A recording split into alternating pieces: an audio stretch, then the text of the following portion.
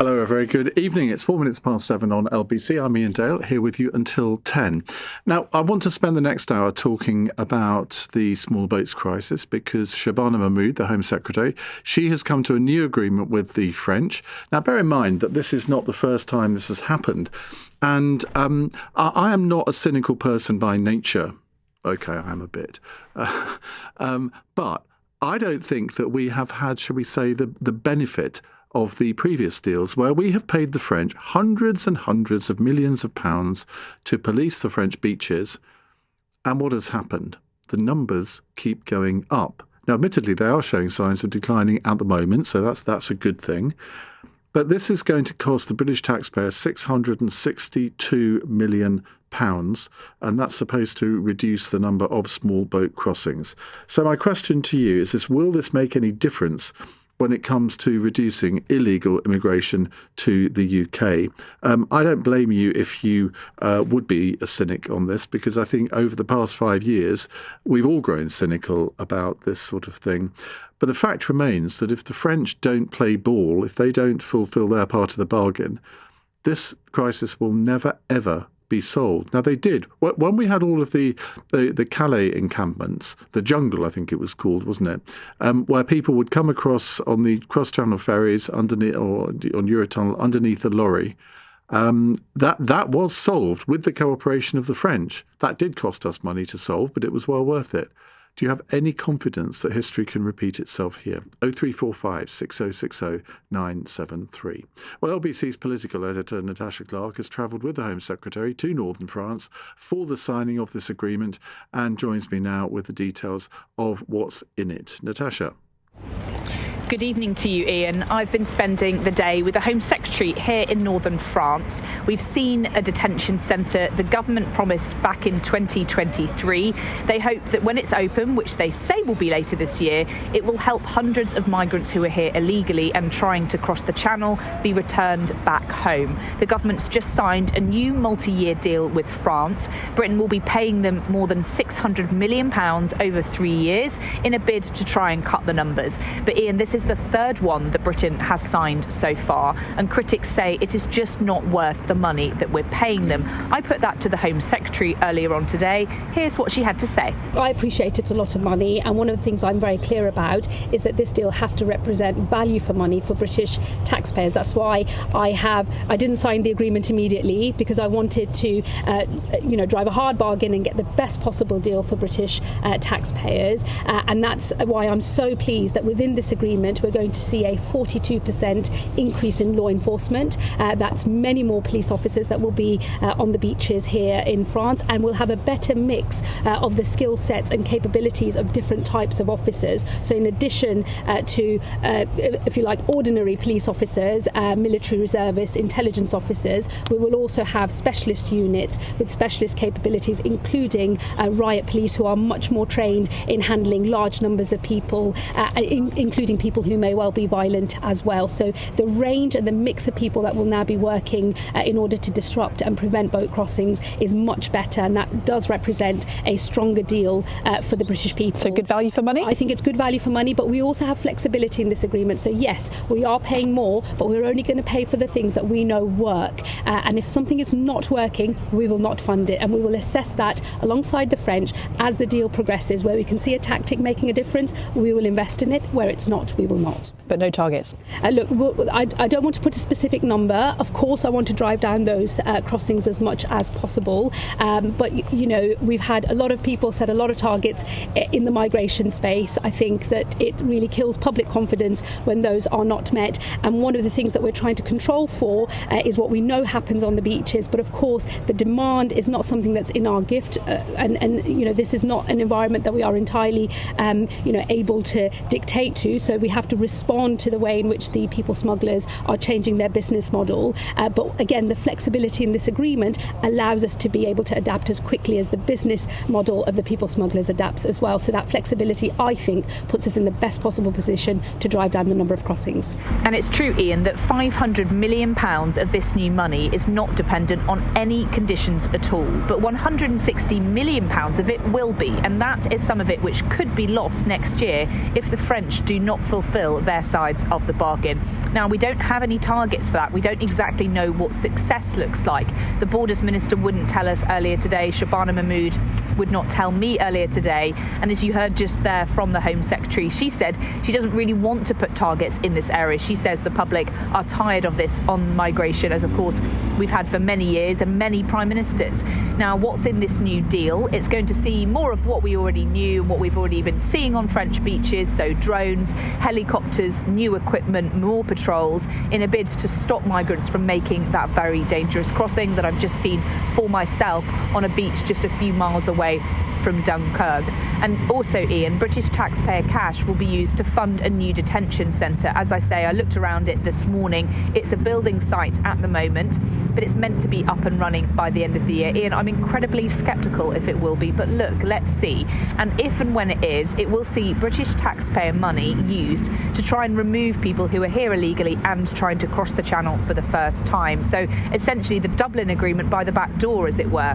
Critics say that the gangs are just changing their tactics time and time again, but of course the government say that is just proof that their plans are working. So migration today, another very difficult issue for this government, as it has been for so many others before. I spoke to Zia Youssef earlier today from the Reform Party. He says this is all just a waste of money, and the Tories say that we are giving £500 million to the French with no conditions at all. But equally, we are going into the summer months now, Iain. Everybody is worried that crossings will continue to go up. The numbers are down slightly on last year, actually. It's down around 6,000 crossings have been made so far in 2026. That's down around a third since this time last year. And we know that they did hit a real high last year, a total of 42,000 making the very dangerous journey. And you might be asking and thinking, well, actually, how much do the French actually stop? Well, a fair amount, actually. They do stop around a third. It's meant to be part of that, which will have targets on it in the future. They will have to stop, we understand, a percentage of crossings. But again, the government tonight being very tight-lipped about what exactly that will look like. Natasha, thank you. That's LBC's political editor, Natasha Clark. So, will this make any difference when it comes to reducing illegal migration into the UK? Ben Habib joins me, leader of Advance UK and former deputy leader of Reform UK. Ben, very good evening. Do you have any confidence at all that this may make a bit of a difference? I don't think you need to be a cynic to realise this will make no difference whatsoever.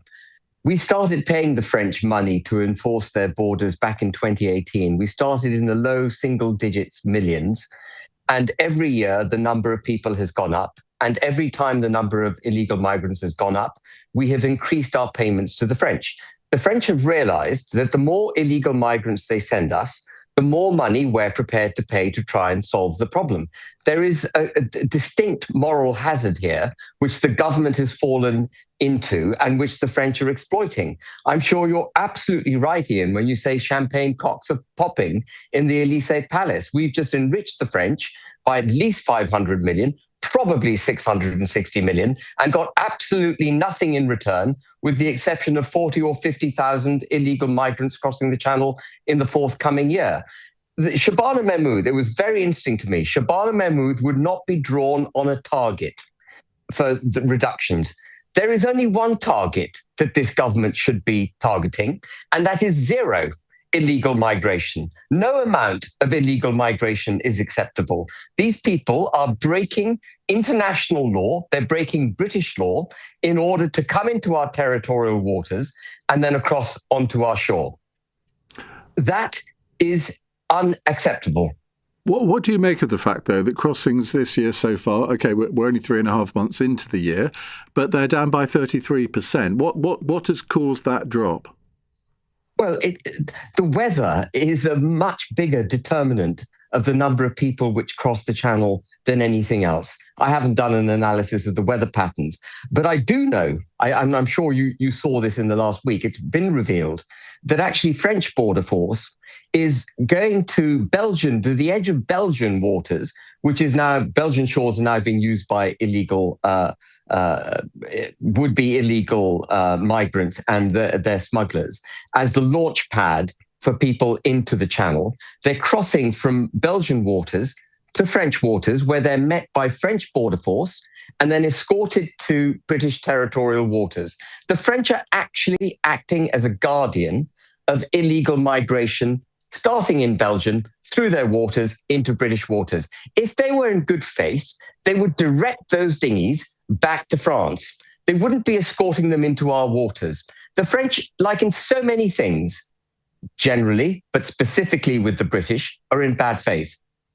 Well, that's a bit of a rude accusation to make, isn't it? It is rude. They are allies of ours. No, well, it's harsh but true.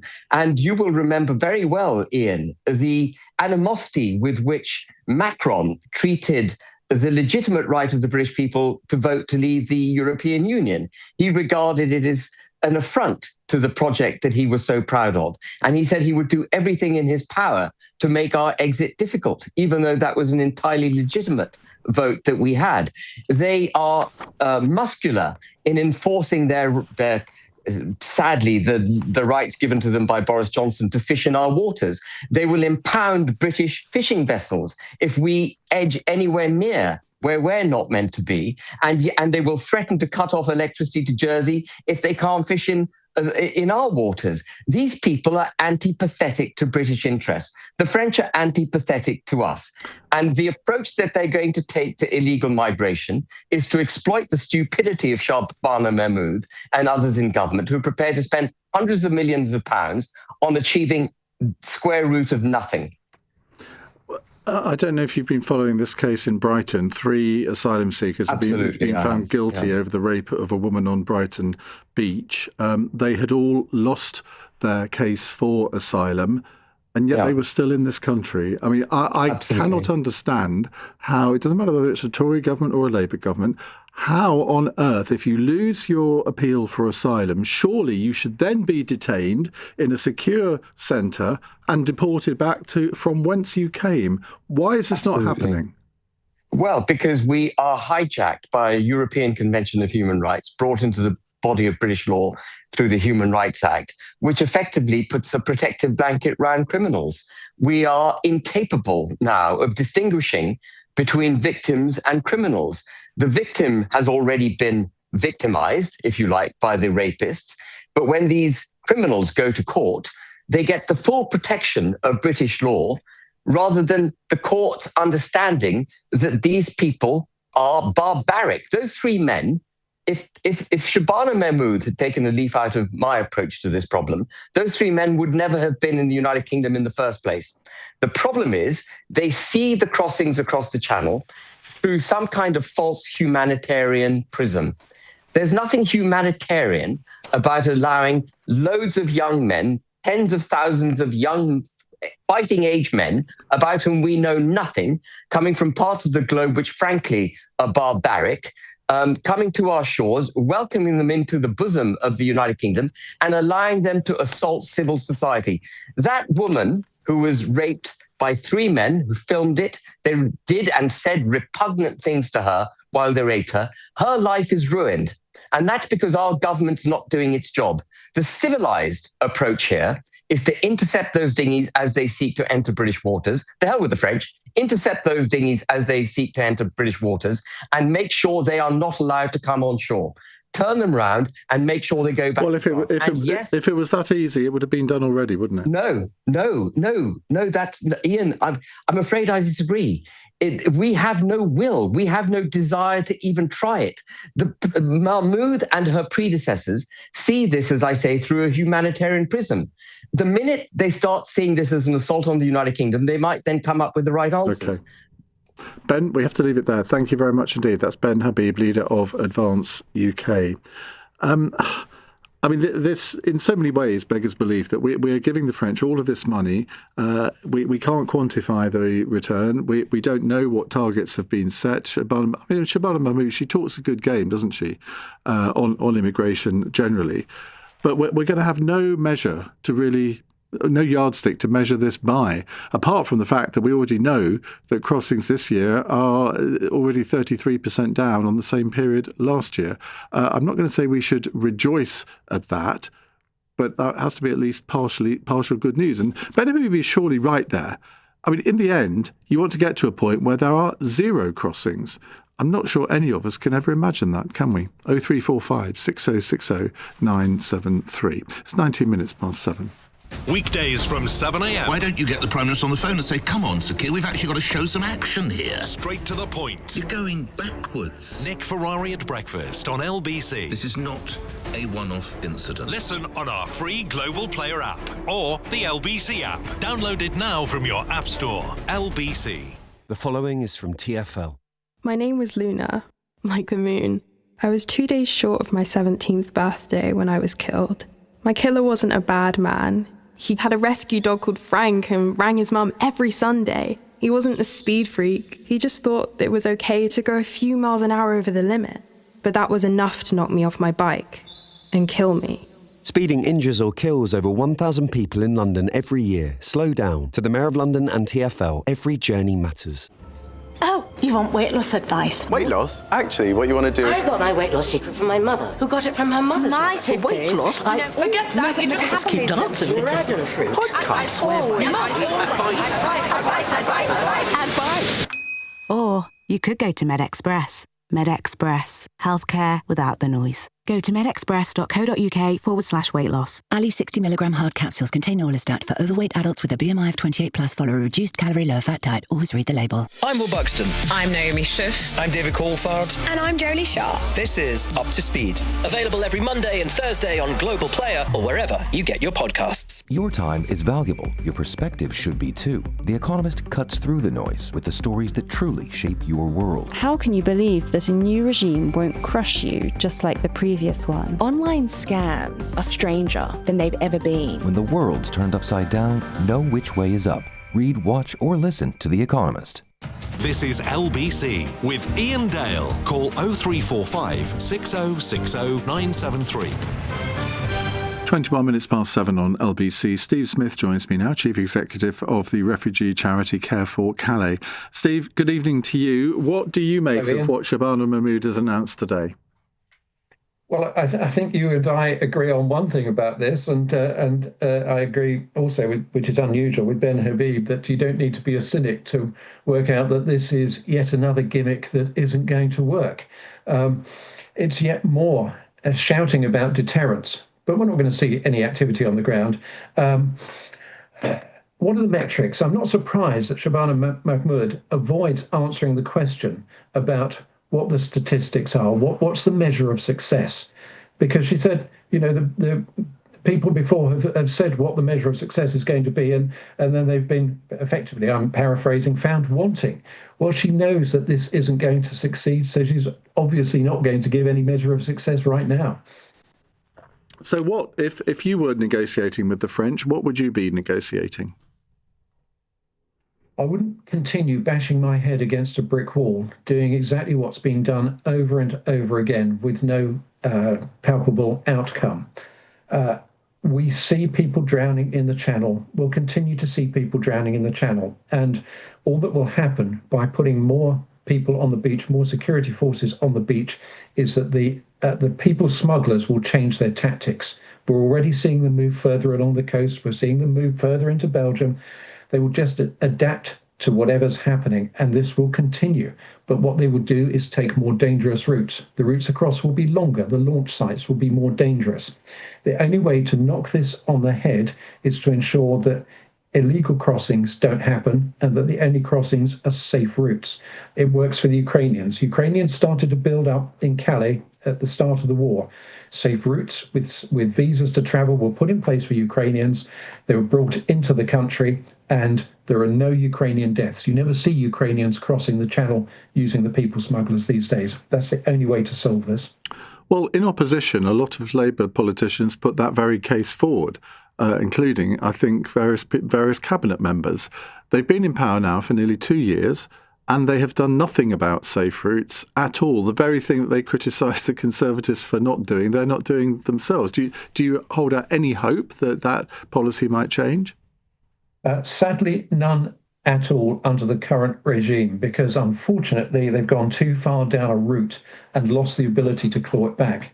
Had they come in with that massive majority and talked about compassion, humanity, had put in place a system of safe routes where people with a viable claim to refugee status, and let's face it, with all these wars going on around the world, there are many of them with a viable claim to refugee status, were screened offshore, probably in France, maybe elsewhere in the EU, and given a safe route to travel, we wouldn't be in the situation we are now. Unfortunately, they tried to out-Farage, out-reform, and they can't do that. So they talk a tough talk, but we just know that this isn't going to work. Desperate people will always take desperate measures to seek safety, and therefore just threatening deterrence at them, it's never going to work. This Brighton case today, where 3 asylum seekers have been found guilty of the gang rape of a woman on Brighton Beach. Now, their asylum claims had been refused. Why are they still in the country? I mean, surely there should be a system for people whose asylum claims are refused to be detained pending deportation. You'd have thought so, wouldn't you? And, I don't work in the Home Office, and I don't make the decisions on who stays and who goes, and I don't have any control over who's taken out of the country. It would obviously make sense to be able to send them back to their country of origin. There may be difficulties with that. I don't know. I don't know what their country of origin is.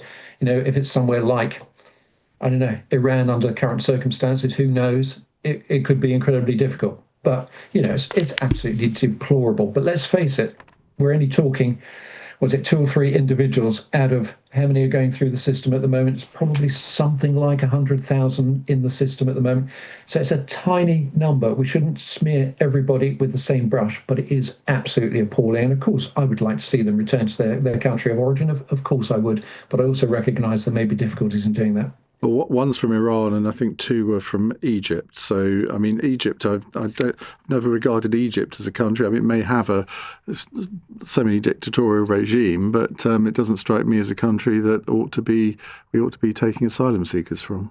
Yeah, and the numbers coming across from Egypt, of course, are incredibly small. I mean, the large numbers that we see coming across do come from war zones or just recent war zones. So like those that supported us in Afghanistan, Iraq, Iran, Eritrea, Syria, and I can understand trying to send people or have an agreement to send people back into those countries and ensure their safety once they get there. It can be incredibly difficult, but in this case, Egypt, you'd have thought they should have gone. OK, thank you very much indeed. That's Steve Smith there, Chief Executive of Care for Calais. Just looking at the news reports of this, they're going to be sentenced on the 15th of July. The Home Office has said they want to deport them once they've been sentenced. But you know exactly what's going to happen then, don't you? That the human rights lawyers will get involved and come up with some spurious argument as to why they shouldn't be deported to their country of origin. Well, they have negated, I think, by gang raping a woman, surely they negate their human rights. And I know that's going to get some of you wound up. Frankly, I don't care. Wally is in Bingley in West Yorkshire. Hello, Wally. Hello. Hi, what would you like to say? Yes, it follows on really from what the previous speaker was talking about. These people coming across in these boats and these small boats and slightly bigger boats, and get intercepted by our people in mid-channel, and then brought ashore to Dover or wherever, and treated as people to be checked on. Why are they never sent back to France at that point? Well, because if they're in our sort them out, the French sort out where they came from and send them back to Egypt or Syria or Iran or wherever. Why are they to us to do when they're not even here in the first place? If they're in our territorial water, they're our responsibility. That's just the law. Well, can we not intercept them right on the border of the international waters? Or the French border and our border? Well, we can't intercept anybody in French waters because they're French waters. We can intercept them as soon as they come into ours, can't we? Yeah, and then they're our... Well, what part of this don't you get? Once they're in our waters, they're our responsibility. I appreciate what you're saying. There must be some part of that channel that is international. Well, no, there isn't. There and sent back. There isn't. That's the problem. Oh, well, I've got a problem. I don't understand this. Because, I mean, look, if what you're saying is right, do you not think that over the last 7 or 8 years, some government would have had the bright idea to do just that? I would have thought so, yes. Yeah, well, but it never happens. That's not the way international law or maritime law work. People going through the system, and it gets nowhere. OK, Wally, thank you. Ned's in Cambridge. Hello, Ned. How you getting on? You all right? All right, thank you. What would you like to tell me? Respect to you for saying the 33% down. And I think we need to actually have this conversation actually in proper facts and figures, I think, rather than feelings and wonders. And your last caller, bless him, he doesn't understand it. He's himself. I think, people in France don't want them there either. Whoever's come over, they've come over from whatever regional country through Europe all the way through, and we've picked up the end of it, and they've got on a boat in that situation, and then come all the way over here, and then we've got to deal with them. If you really want my answer to what we should be doing, is just get sort of modular housing with a sports, a gym, a doctor's surgery, a post office, a kitchen, some English lessons and what have you, and just process them here, and then send them back if they don't pass it and do it fast track. That's the only thing I can say, because the rest of it is all division. I think that the whole conversation seems to be around, these people are taking stuff off us and what have you, and we're spending all these millions of pounds for the French, but the French are going to say bon voyage anyway, because the French don't want them in you see, this is what I don't understand. Why does everyone seem to ignore the fact that it's in the French national interest for these people to depart French soil and come here? So there's no incentive for the French to stop them, and they mouth the platitudes. But nobody in whether it was the Conservative government or this government, nobody seems to have clocked that. No, exactly. And that's my point. The French will say bon voyage. Because they've got their people to say, well, I don't want the Calais camps. I don't want this. And we don't. That's our taxpayer money. If we were in the same situation, you'd want to say, well, off you go. So you can throw money at it all you like, but I think it's a failure in terms of processing. We could have set, I think, the processing centres up somewhere else or wherever it might be, but that hasn't happened. Or hey ho, government, regardless of what it is. And then the law is the law, But if we could put them there. We'd have to house them into. I think that would fix a lot of things. Basically, modular housing. Do the thing, and also bring the community in. Just say, look, show me how to cook your food. Just learn the language, this, that, and this. We could be a bit more human about it. And I don't like this division of. Ben Habib and the rest of them. It's like this whole sort of queue jumping argument they've got that you haven't got anything that. Because they're taking it all is for political points. Yeah, but the problem is he has a point on that, because they are queue jumping. They're queue jumping over people who go through the proper systems and come here legally.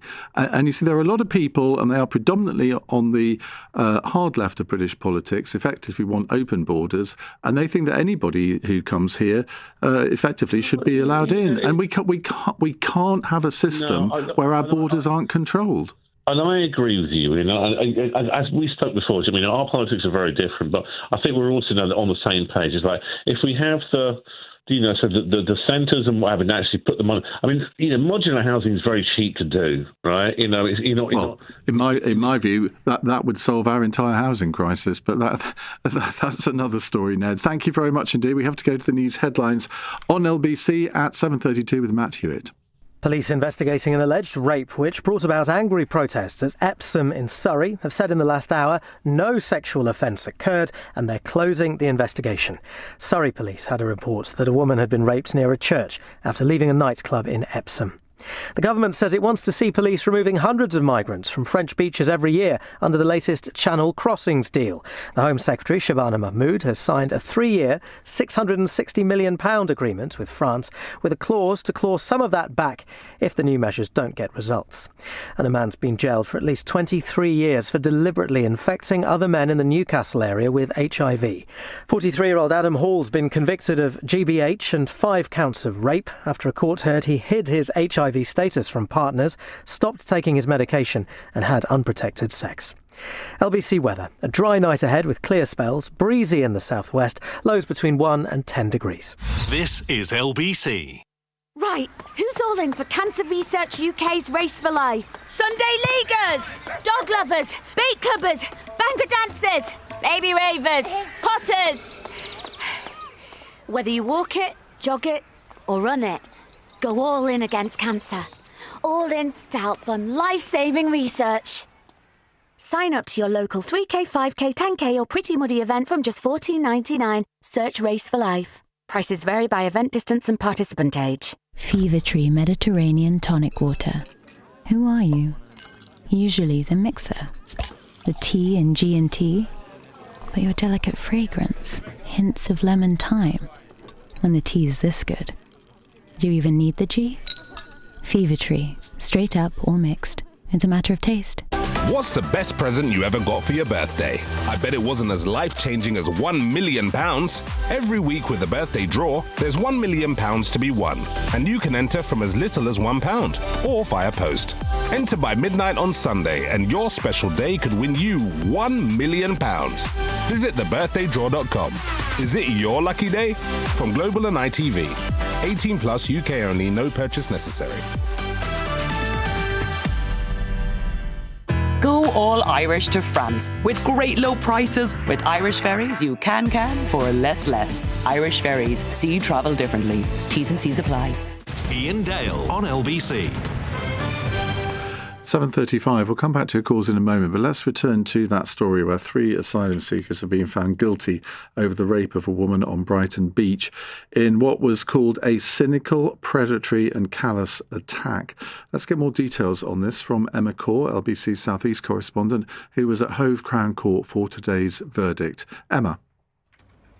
Well, Ian, an incredibly distressing and difficult trial for any jury to sit through as details emerged about what happened on Brighton Beach in the early hours of the 4th of October last year. The victim, separated from her friends while on a girls' night out, was led onto the beach and attacked. And I want to warn listeners here, there is some detail that is particularly distressing. She was repeatedly raped, spat on, kicked, grabbed by the throat and left with cuts and bruises, while parts of the attack were filmed. Chief Superintendent from Sussex Police, Richard McDonough, has paid tribute to the victim on the steps of court this afternoon.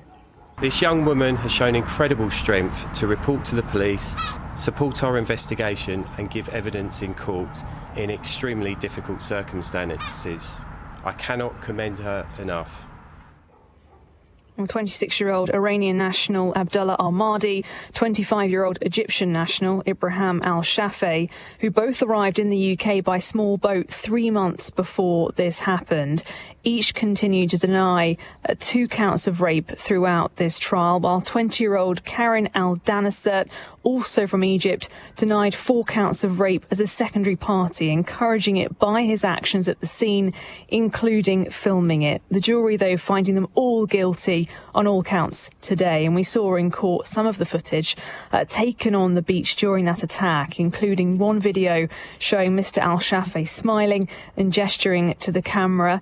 Mr. Al-Danasert told police he filmed what happened to gather evidence, not as a celebration or trophy, but the jury rejected that account this afternoon. We also saw a video of the men filming themselves getting ready for a night out in Brighton before the attack, and just hours afterwards another video of them having a barbecue and playing music at their Home Office approved hotel accommodation in West Sussex. The victim told the court during this trial through tears, Ian, that despite falling in and out of consciousness on the beach that night, she could hear the men laughing and spitting on her. And what happened, she said, has ruined her life, with the prosecution describing the attack as predatory and callous. And those 3 men will now be sentenced at a later date. Emma, thank you very much indeed. What an absolutely despicable thing to do. Right, let's go back to your calls. Edward is in Darlington. Hello, Edward. Hello. What would you like to say? I was just thinking about this 600 odd million that we're sending over to France. If we kept that in the UK and actually spent it on our border force, a quick look on ChatGPT said it would roughly give us 3,000 extra border force. Well, I mean, that's fine if you've got an idea of what they would actually be doing to enforce border control, because clearly it's not working at the moment. But also, then that money would also get circulated within the UK economy rather than just completely being lost. So it wouldn't be a complete, 600 odd million being spent, because some of it will come back in tax revenue and everything. So we'd actually get better value for money. And my other thought was, if we do give the money to France, obviously they're stopping the boat, so they're thinking, they want to stop people coming to the UK. So if they're doing that, we should be quite legitimately be able to say, well, these people have actually got away. You've actually let them get out. We can just take them back straight back to you. Well, look, I think we do need to cooperate with the French. We need to encourage the French to do the right thing. Whether effectively bribing them with £662 million is the way to do it. Because it's a bit like, do you remember when Jeremy Hunt was Chancellor, he cut national insurance by, I think, 3%. Didn't have any effect for the Conservatives in the polls at all. So he went and did it again. And I'm thinking, if you do something that doesn't work, why would you then repeat it? Now, Shabana Mahmood is doing effectively the same thing here, because it didn't work when the Conservatives did it, and she's given us no reason to believe that it will work any better now. Well, that's what I'm thinking. You say, look, you're wanting to stop people. We're paying you to do it. So if you let anyone through, anyone that does get through, we then just automatically bring them straight back to you. Part of the deal, sort of, for giving them the 600 million. Well, they clearly haven't agreed to anything like that. Thank you very much, Edward. Simon says, this first hour of Iain Dale's show is sponsored by Reform UK. The aim to scaremonger LBC's audience just 2 weeks before local elections. Well, how wrong can you be? If you listen to this show regularly, Simon, you will know that that's not the sort of thing that I do. But look, you can't just not cover the day's big story just because it doesn't happen to be convenient to you, Simon. This is a legitimate discussion. I'm trying to do it in a reasonable way. We've had guests on both sides of the argument here, and we'll continue to have a reasonable discussion. And if you think we shouldn't be covering the conviction of 3 men for gang rape on Brighton Beach, well, you live on a different planet to the rest of us. David's in Watford. Hi, David. Hello, Ian. I'm so cross about these boat people, but there is an answer, and it's very simple. If the French allowed us to take boat people back to France immediately they arrived here, then after about a month, the boat people would realise that they're not going to get to England and they wouldn't come to France. The French would be happy and we would be happy. We could even offer a bonus of every £10,000, for example, for every boat person that we took back to France. Wow, 10,000 times 50,000, £10,000 times 50,000 a year. What do you mean never mind about the money? If the French allowed them to be taken back, the boat people wouldn't come to France. But you're living on cloud cuckoo land. Why would the French do that? Because the boat people come to France and sit on the coast waiting to come to England. Yeah. But why is it in the French national... They wouldn't sit on the coast of France. Why is it in the French national interest to take them back? Because the boat people wouldn't come to France. They go to Germany, to Belgium and other countries in Europe. They wouldn't come to France and be on the coast. Well, that's the logic. Well, I'm not sure the logic stands up, because it does. Well, in your mind it does, but in my mind it doesn't. They knew they weren't going to come to England, then they wouldn't come to France. Well, you've got no way of knowing that, would you? Do you? Pardon? You've got no way of knowing that. It's logic. I mean, we know the boat people are attracted to come to England because of the benefits here. The house, the food, etc. OK. You've made your point, David. Thank you. Let's go to Jay, who's in Willesden. Hello, Jay.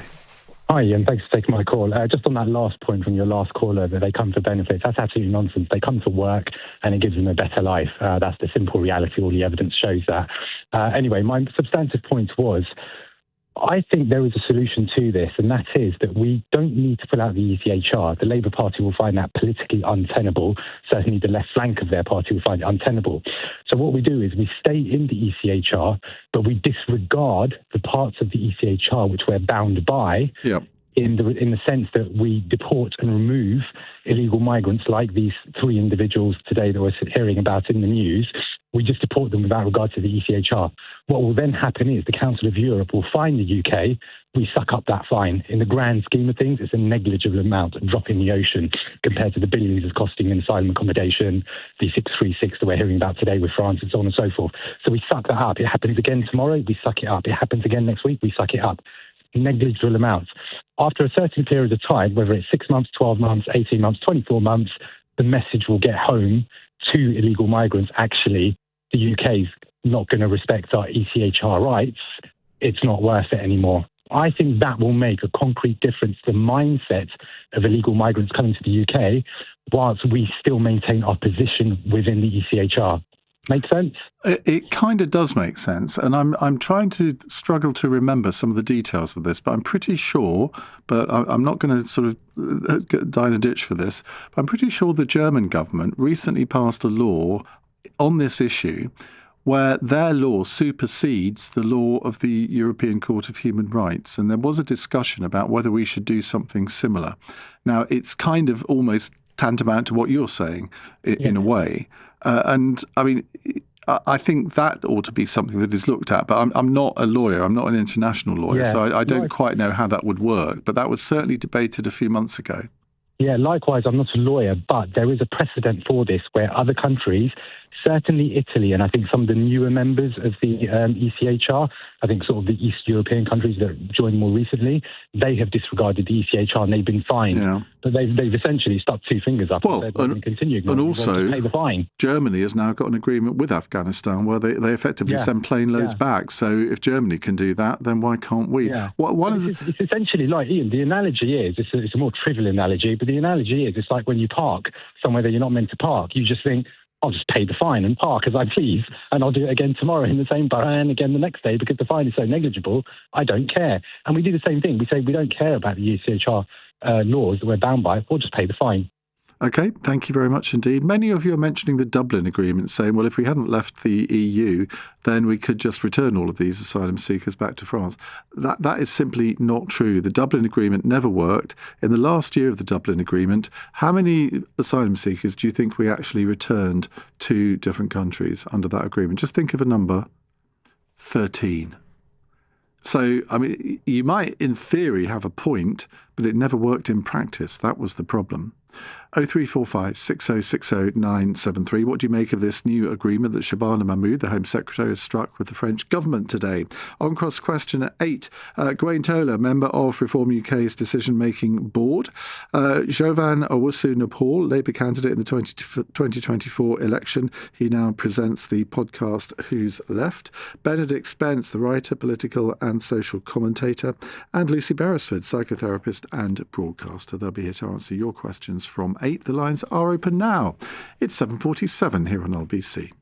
This is LBC. Tony, what do you want to tell me? Good morning. Scott has called from Glasgow. Hi, Scott. Jane's in Camden first. Hi, Jane. I should not have appointed Peter Mandelson, and I apologise again to the victims of the paedophile Jeffrey Epstein, who were clearly failed by my decision. Hear every side of the story. Keir Starmer is completely devoid of curiosity. He never asks questions. He had no interest in inquiring about anything. It shouldn't be on the Prime Minister to then doubt and second guess every single official. I'm paying a third more in fuel costs to fill my vehicle. It just feels like far too much of a luxury now to heat your house. I had to increase the rents quite considerably. And it's a choice between, do I eat tonight or don't I eat tonight? Listen on our free Global Player app or the LBC app.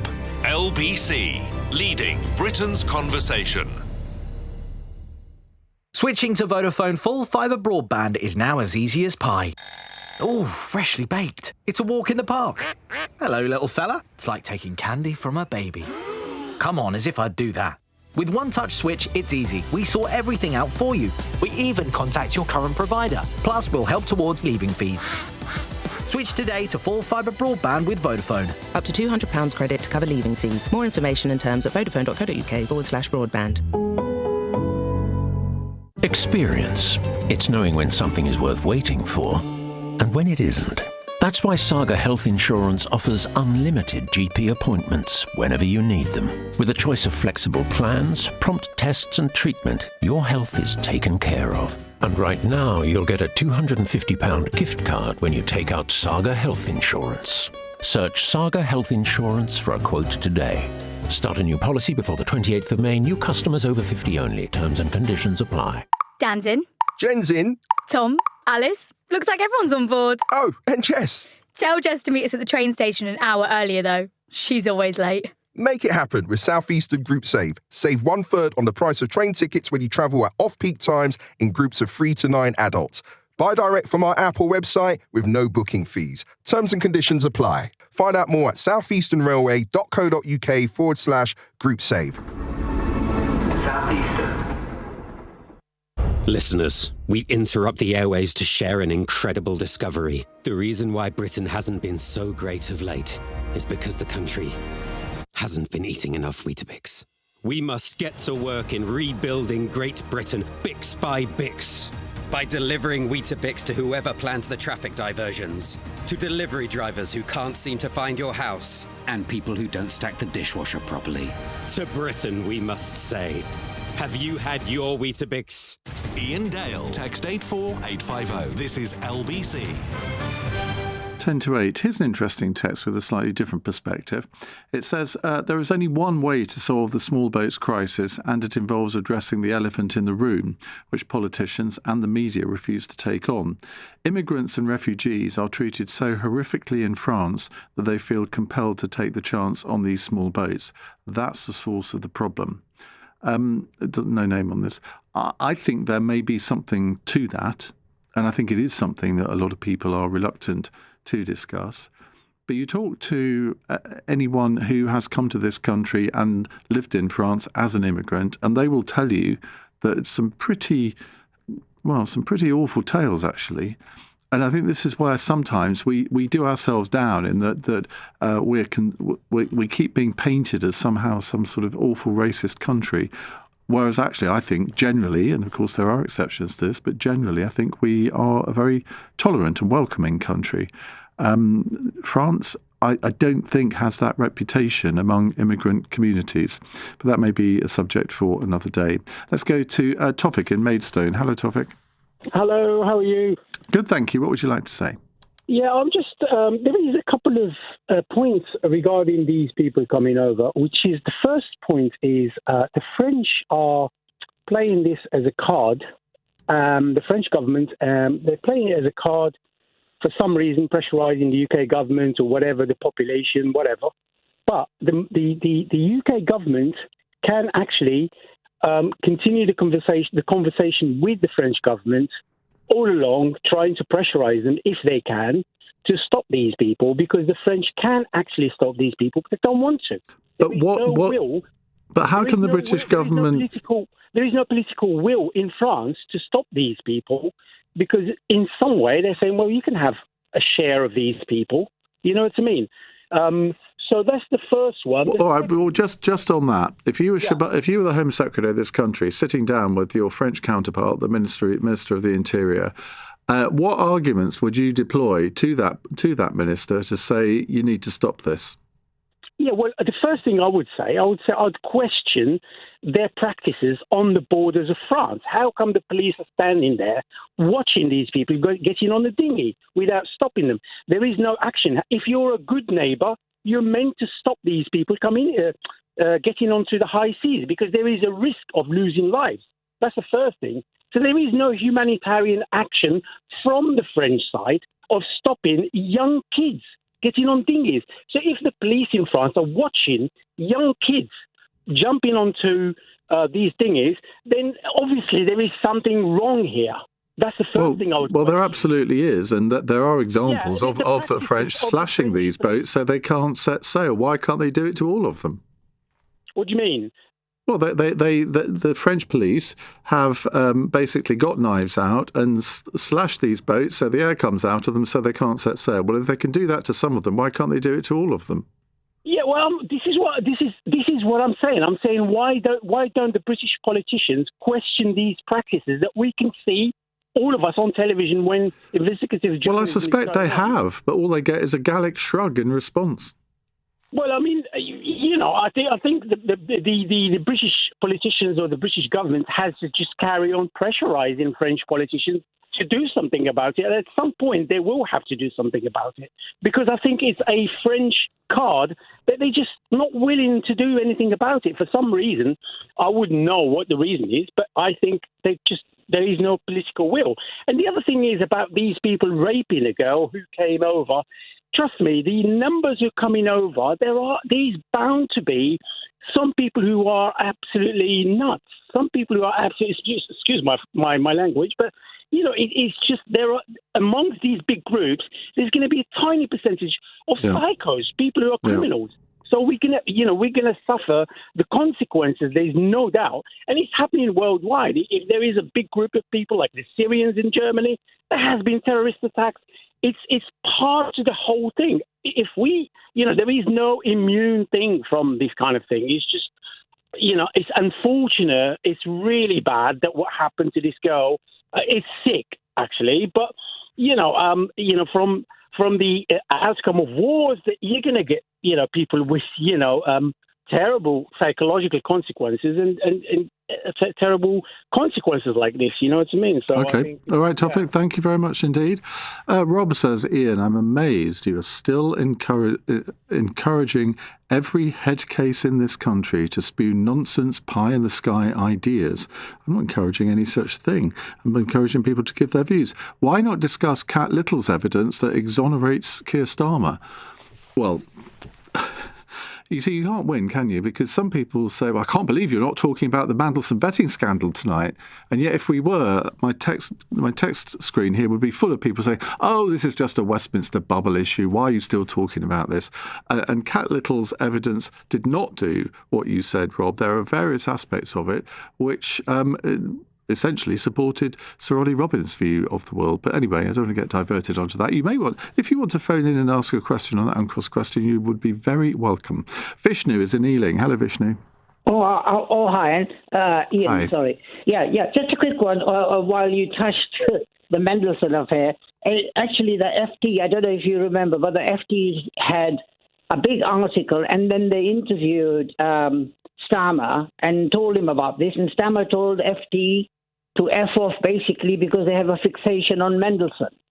So, I mean, I think, he's a politician. That's all I can say. So he's being economical with the truth, as accountants can be sometimes. Okay, back on the subject, Vishnu. Back on the subject. I think what is unfortunate after hearing the news item about what happened on the Brighton beach, the thing is, if you're not going to be able to somehow mitigate the fact that people are going to come down a path which doesn't allow due process of finding out what's going on and whether they are legitimate circumstances. Remember, the whole human rights thing sprung from the fact that the Jews were refused escape routes from Europe when the Nazis were in power.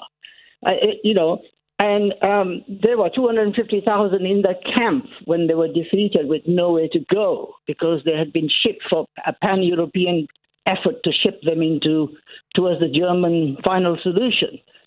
So it was always felt that people should have the ability to move borders. But anyway, coming down to this, if you're going to have a situation where people are, through the means they are adopting, come here, everyone's coming in with a vanilla culture.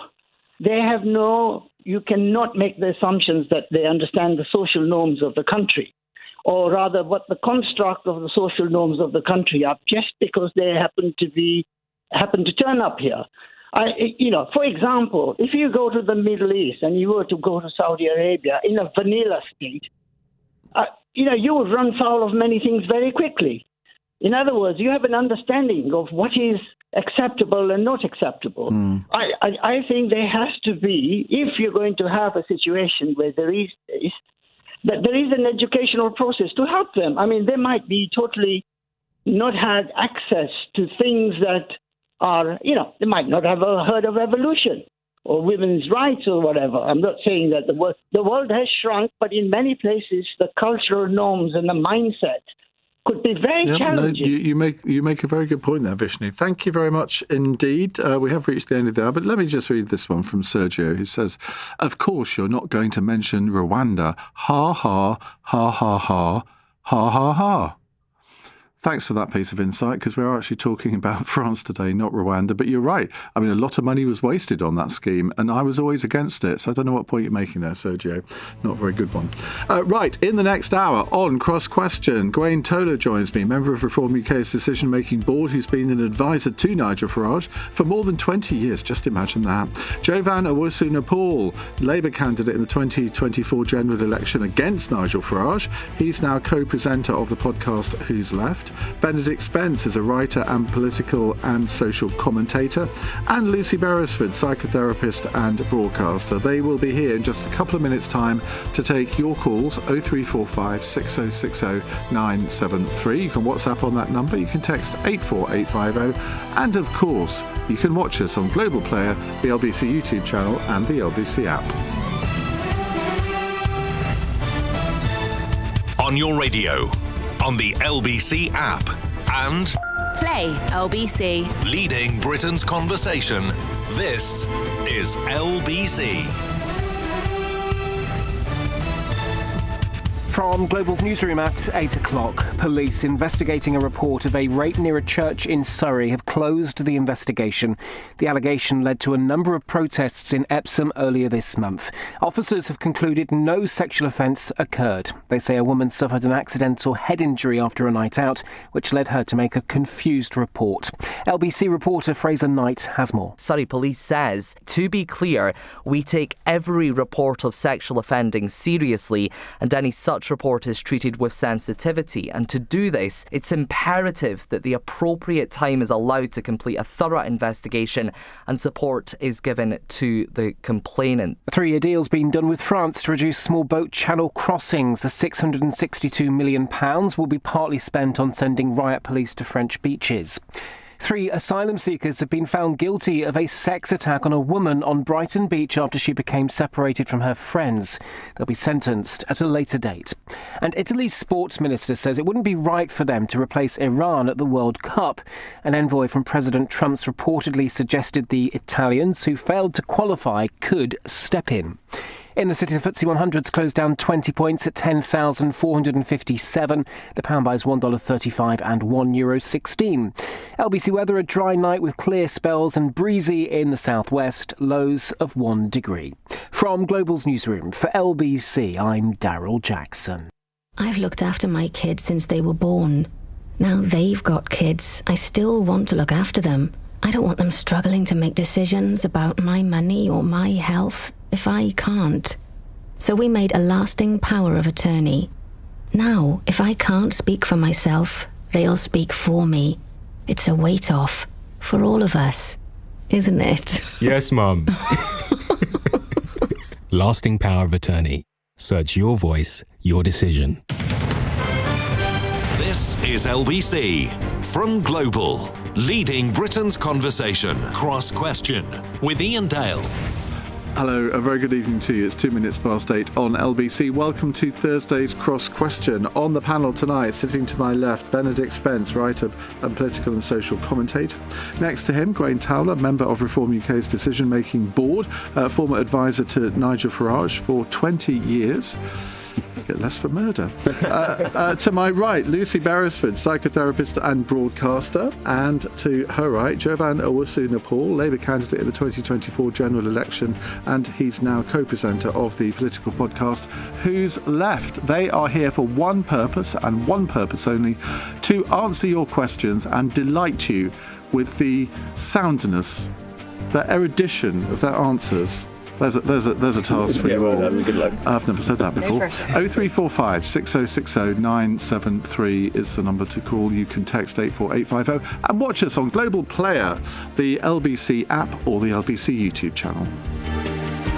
Call 0345 6060 973. Text 84850. Cross Question. Watch live on our free Global Player app or the LBC app. Right, let's go to our first caller. It's Paul in Twickenham. Hello, Paul. Oh, good evening, Ian. Good evening, panel. panel on St George's Day, I was thinking that there are problems that government simply cannot solve, but one wants to think that they've tried humanely. I'm thinking what's going through my mind is the way the British government dealt with the Irish potato famines in the middle of the 19th century, the way we dealt with admitting Jewish people here when Hitler was coming to power, the way we've dealt with the Windrush scandal, and the way this Home Secretary and this government as a whole is dealing with a clampdown and a persecution of people already here on a refugee and an asylum basis and the kind of stuff. My question is this. We can't solve the small boats crisis. What we can do is try. And one way is to set up an asylum application centre in northern France by agreement with the French, where people can go make a claim for asylum in Britain. If it's granted, they come over safely and are treated decently. That doesn't solve all the problems. What to do about people who still come over in the boats? I don't have an answer to that, but treat them humanely. Well, you just said the government. Hang on a second, Paul. You just said the government were persecuting asylum seekers. What do you mean by that? I was thinking, Ian, of, should make myself clear, I was thinking of the recent changes to make people wait 20 years before they're entitled to claim permanent status here instead of 5, and a whole raft of measures which went through without parliamentary debate. So what is your actual question? The House of Lords last week, a complete cruel clampdown on and a retrograde one, a retrospective one, on the... Okay, what's your question, Paul? Should we surely at least try to establish an asylum application centre in cooperation with the French? Right, we got it. We got there in the end. Thank you, Benedict. Well, for many of the reasons that were in there, I don't think that would come close to solving the problem, because the issue is, if you set up an asylum processing centre in northern France, some people who felt that they might be approved, or it would be easier for them to be approved, might go there, and an awful lot of people who feel that their chances would not be so high, and in fact might be better served if they've already made it across in the first place, would come across on the routes that they're currently coming. So I just don't think... There's this idea that if we just sort of pay France enough and we outsource the problem there, that somehow that there's a magic amount of money that we can give them, that once you hit it, that's what'll solve it, because it's in their interest to then do it. It's not in the interest of the French government necessarily to improve the speed at which we process people there. It's not even really in their interest to keep people from crossing the channel in the first place. I don't understand why it is that people think that there is an amount of money that you can just throw at that problem and it's in France and that'll solve it. If that's the case, why not Rwanda? Why not somewhere else? If it's going to just be in another country, well, you could have done it anywhere, and we were reliably informed Rwanda wouldn't work. Jovan, this whole idea of safe routes and a processing centre in France, a lot of Labour politicians suggested that before the election. We're now nearly 2 years into a Labour government, and nothing seems to have changed. I know. I find that quite regrettable that we haven't really pursued the safe and legal routes process. And what Paul's saying is the beginnings of something that could look like that. But as has been outlined, there are some impracticalities to some of this stuff. I think there has to be some processing element to the people that are trying to get over here. We have to also cater to what our needs are as a country, people who are coming over with skills, who may be fleeing war-torn countries, who have something to contribute to this country. In that process, we also have to have some form of social integration so that we can ensure people speak English, that people are skilled and ready to work, that people can contribute to our society. This, I think, represents some step. But I think it is regrettable, as you say, that the government hasn't sought to pursue some form of safe and legal routes. That means people who want to come here are able to come here and contribute effectively. And what do you make of what Shabana Mahmood announced today, £662 million over 3 years to the French? I mean, the champagne corks will be popping at the Elysee tonight when they fool the Brits again. Well, it comes with some caveats. The Home Secretary did say we'll be assessing things that work and things that don't work. And so the things that don't work don't have to be pursued, and that's an ongoing process. And so, broadly speaking, I support some of the measures that she's trying to do. This is obviously a problem that so many people up and down the country recognise to be a problem. She's trying to address this. What do we want the Home Secretary to do? Nothing. Those same people would then lambast the Home Secretary, saying she's not acting on this issue, she doesn't take it seriously, the numbers are not going to come down. This is a step in the right direction, and hopefully there's a humane element to how it's conducted, and that we can try and get this situation more under control. Lucy? Well, the point is that there are safe routes around the world. There might not be enough of them, and the critics would argue that we need more of them. So just putting one in France doesn't necessarily deter people from still trying to make the journey if they suspected that they wouldn't receive asylum. We're always talking about people who probably know in their hearts that actually they wouldn't be allowed to have asylum, and that's why they make that risky crossing. Nobody would do that otherwise. So the idea that you would have yet another safe space, but it's in France, we already have safe routes, we have asylum processing centres around the world. The point is that there just aren't enough of them.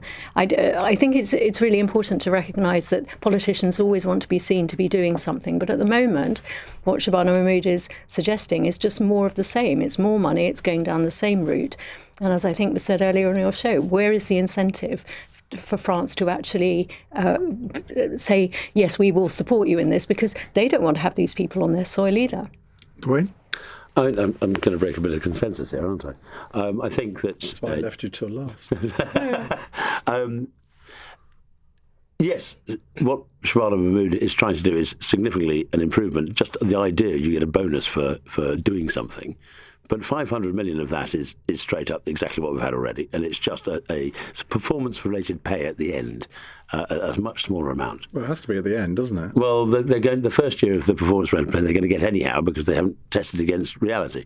So it's another example of us doing the same thing as we've done and failed for years. But I agree that there's at least some movement there. But the bottom line is that nobody who arrives here illegally should stay. And love him or loathe him, but Farage has done a deal with Joseph Bardella, who may well be the next president of France, and it's a case of we will return, everybody turns up illegally. Now, why would he do that? Okay, I'll tell you why. Because it is not good for France to have people turning up on the littoral coast of France to try and come here. If there is no way that somebody arriving illegally will ever get leave to remain in this country, then the incentive to come stops, and therefore the shanty towns along the north and west France will end because there's no point in being there. It's a nightmare for the Pas-de-Calais. It's a nightmare for that part of France. Having those people there, it's no good for them. You've got mass criminality, the gangs that are not smashed. That's what's happening in France. They don't want it. And so, therefore, to stop it, and the people talk about the offshore processing centres, the famous Australian example. When they had offshore processing at Nauru, they had a success of stopping the boats. But it wasn't just that.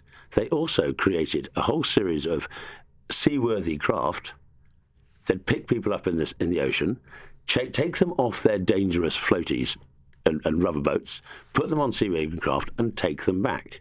When they stopped doing that, people started coming again. It wasn't the offshore processing, it was the taking people back that made the difference in Australia. So we have to consider that as a serious option. And frankly, the asylum system in this country was something that we were very proud of.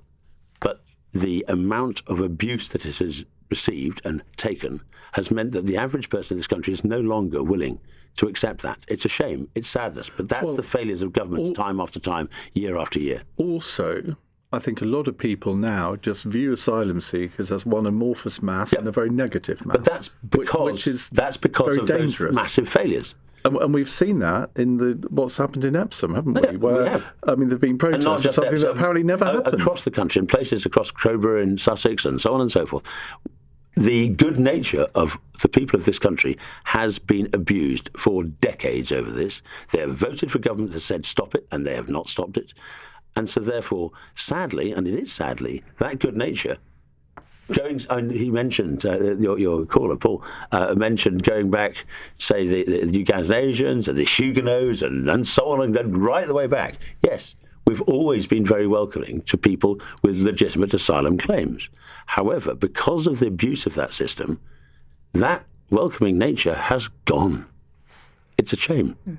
Do you all agree with that? Well, I certainly feel that, certainly on St George's Day, if we're trying to sort of understand what might define Englishness or Britishness, let's say, it's a sense of fairness and fair play. And what is proving to be so intractable for governments to resolve, certainly over the last generation, let's say 20 years, is this idea that there are people who are gaming the system or jumping ahead in the queue. We're famous for our queuing in Britain, and people see that if you come over illegally, you still get an awful lot. You get given housing, you get given accommodation, you get given TVs and food, and we don't want to come across as beasts, as unkind people. And certainly when people come into communities, they are welcomed in and they are generally assimilated. But it's when people feel that others are getting one over on them, that makes the ordinary man in the street, the ordinary woman in the street, just feel like they are unheard. You talk about fair play, and you're absolutely right. I think that is a part of what we think of as part of our DNA. But there has come to this point where the fair play is for everybody apart from the people of this country. And that's how they feel. This is the same argument, dare I say, that my grandparents, when they arrived in this country in the 1950s from Ghana, people coming from the Caribbean, this was the same narrative that was pushed against people who were coming over here to contribute to this country. This same sense of exhaustion that people are taking up resources, that people aren't contributing. And over the course of that period, the country has become more multicultural. Largely many people have assimilated and fit into the society that they've inhabited. This idea that people are and there's no doubt there are many communities up and down the UK that are exhausted. But what they're seeing, I think, is people who are, to a point, getting away with the system, not that they're not contributing. And I find this kind of line of argument, it seems reminiscent of what my grandparents would have experienced when they first came here. And I just don't think it's fair or true to say that people are exacerbated in the same way. I think that there is another aspect to this, because we're talking about illegal migration, but there's the big elephant in the room, which is legal migration. Which is far greater. The numbers are so much larger than actually people realise they are. Far greater. And a large part of the problem with that is this has been pushed on the nation as being said, this is something that brings, forget the social good, which we don't need to discuss, but fundamentally the reason why this is a good thing is because it brings economic prosperity. How can you make that argument when people are feeling, and indeed are, demonstrably poorer, and they can see the weight of the burden of the state that is coming down the road towards them? If you're then going to sort of keep pushing at people, well, having more people is a good thing, oh, but your taxes are going up, and here's more regulation, and this is more things that are going to get in the way, and this is, we're not building any houses, by the way, because it's too difficult, and your windows have to be a certain size, and there's a new point. Then suddenly people are sat there thinking, right, well, where is the benefit that I feel from all of this? And this is when, you'll get certain people who will say things like in a very blasé way, the country is full. Obviously, in a sense, it's not, but in a sense, it also is, because the capacity to take in people is starting to strain. Well, we don't dig reservoirs, you're right. We don't build any infrastructure. The infrastructure isn't there, but I would say most of the people who come here legally are coming here because companies in the economy need them. That's just not true. I'm sorry, that's not true. The number of people who are economically useful, for want of a better word, is 17% of those who have arrived in the last 5 years legally. It is not true. They are I'm sorry to say it, but a drain on our economy. How did they get in? How did they get in? This is the thing. Once upon a time, migration was very... It is just not true. Once upon a time in the 50s and the 60s, it was much more slanted towards people who were coming. How did they get in then? Well, it's dependency as much as anything else. Yes, a lot of people that came over. They absolutely worked, and there's no doubt about that. But how do you get in? At a time when you have minimum earning 30 to requirements, 40,000 people a year arriving, not 250, not 400, not 1 million. But when you have minimum earning requirements and you have the point system, how do these people get in then if they're immediately going on benefits? Family allowance as well. You had the whole business. Somebody would pass that. Pass the asylum system or whatever. And you've also got to remember that we generally pass between 80 and 90% of people who claim asylum, and in France it's between 40 and 50%. So there is an incentive. I think it has dropped in this country. A little bit in the last couple of years. There's another element to this as well, which is the age at which people come. If somebody is born in this country and they are born into the system, so to speak, the system has 16 to 18 years to prepare for them to become economically active. If somebody arrives in this country at 45 or 50, then they're going to be economically active active a lot less time. They're going to pay into the system for a much shorter period of time. And often because of the sorts of jobs that they're being brought in to do, because companies won't pay people in this country more, so they're earning not very much money, they are effectively economic drains very quickly. This is, of course, the big issue with the so-called Boris wave, is how quickly those people, if they get indefinitely and then you can have full access to all benefits and all the rest of it. Well, at 13 minutes past 8, I was thinking, should we go to an early break on this? It's 19 minutes past 8, ladies and gentlemen. LBC. Calling all young creatives. It's time to get prepped for the art and design industry. And where better than Global Academy? Here's Keo, an art and design student in Year 12. As an art student, we get the chance to work on our own pieces, either in the studio or using the digital software. Some of my work has also been shown in galleries, and last week I got the chance to attend a design agency to learn more about my future career. Global Academy. Apply now and join us in Years 10 or 12. globalacademy.com. The following is from TfL. I got loads of flowers the other day, and messages from people I didn't even know. My mates spelled out my name in tea lights, and my mom hung my favourite footy shirt on the railings, next to the lamppost, where I got killed. By a nice lady, just someone who thought it was okay to go a few miles an hour over the limit. Speeding injures or kills over 1,000 people in London every year. Slow down. To the Mayor of London and TfL, every journey matters. Experience. It's knowing the difference between a good deal and, well, a great deal. That's why right now you can get a £250 gift card when you take out Saga Health Insurance. You get 24/7 GP access whenever you want it, and the freedom to choose your preferred private hospital with your own room should you need it. Search Saga Health Insurance for a quote today. Start a new policy before the 28th of May. New customers over 50 only. Terms and conditions apply. Cross Question with Iain Dale on LBC. Text 84850. 20 past 8 on the panel, Gwaine Toler, member of Reform UK's decision-making board. Jovan, isn't it? I always want to say Jovan, but that may be my Germanic background. Jovan, yeah. Jovan Owosu Nepal, Labour candidate in the 2024 election, now presents Who's Left on the podcast. Benedict Spence, writer and political and social commentator, and Lucy Beresford, psychotherapist and broadcaster. Right, a text question from Rico in Queensbury. Are you optimistic or terrified about what the King's state visit to America will do for this country and for our monarch as well? Well, tomorrow morning, I'm off to the United States. I'll be presenting Monday's and Tuesday's programme live from Washington, D.C. I'm not sure what to expect from this, Lucy Beresford, are you? Have you got your white tie and tails? Are you going Sadly to not. be? You're not going to be invited to the big dinner. No. You see, I'm hopeful because Trump is absolutely in love with the royal family. He can. His mother was Scottish. He feels himself, I think, to be a closet royal, and he loves the fact that he was the only person to have two state visits. That he felt he formed a bond with the Queen, and now he has a bond with King Charles. And I think King Charles himself has also perhaps surprised a number of his critics by being actually a much more deft politician as king than people feared that he might be. We grew up learning that he wrote spidery letters to MPs and feared that he might be perhaps someone who'd be a bit too outspoken, but he appears to have been very, very elegant in dealing with people like Volodymyr Zelensky and also Donald Trump. So I'm hopeful. I don't think that Trump, it's in his interest to actually cause a diplomatic incident while not only the king, but you are there as well. Hopefully. I'll probably do that myself. We're all relying on that. But I think, certainly if the things that he says on Truth Social are anything to go by, this is someone who is able to compartmentalise the fact that there is a whole world that he hates, and then there's the British royal family that he completely adores, and he doesn't want to mess that up. I think he has said today that he thinks that the state visit can repair relations between America and Britain, the very relations that he himself has shattered, obviously. Exactly, who was torn apart. To me, America's going through a bit of a tantrum. You've got a president who wants to do what he wants, gets very annoyed when people don't do as he says. And what do you do with a kind of toddler who's having a tantrum? You sit them down, you leave them, let them get on with it, and then they come back to you. We should not be having our king indulge the President of the United States, given his past behaviour.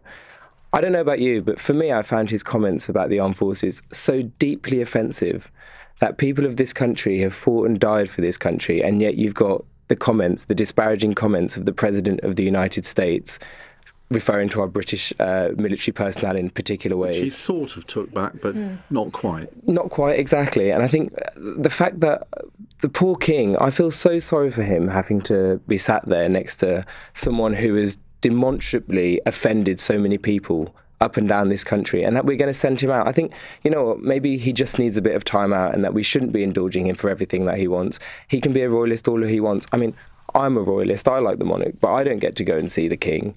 Albeit, yes, I'm not the President of the United States. But I just think in a situation like this... One day. In a situation like this, I mean, I just think it's... I don't know how much it will do diplomatically to advance our interests overseas. I think the best thing we can do is call our closest ally, call him out and say, actually, no, this is not how we do this. Actually, now you have to get around our table and see how we do things. You don't expect the king to do that? No, I don't expect the king to do that, but I think that's up for our politicians. And they shouldn't be pushing the king out to have dinner and a fanciful affair with someone who has been so offensive about our country. Well, of course, the Vanity Fair editor, Tina Brown, I think she's going to be on with Andrew Marr next week. She's claimed this week that the king, quote, viscerally despises Trump in private. Gwen, hope he doesn't read Tina Brown's article. I would suspect that's who knows? Who knows what he thinks in private, because that's not his job and he doesn't present it. I think this is possibly the only card we've got as a nation. And yes, he is the king. Yes, Starmer's already played it once, hasn't he?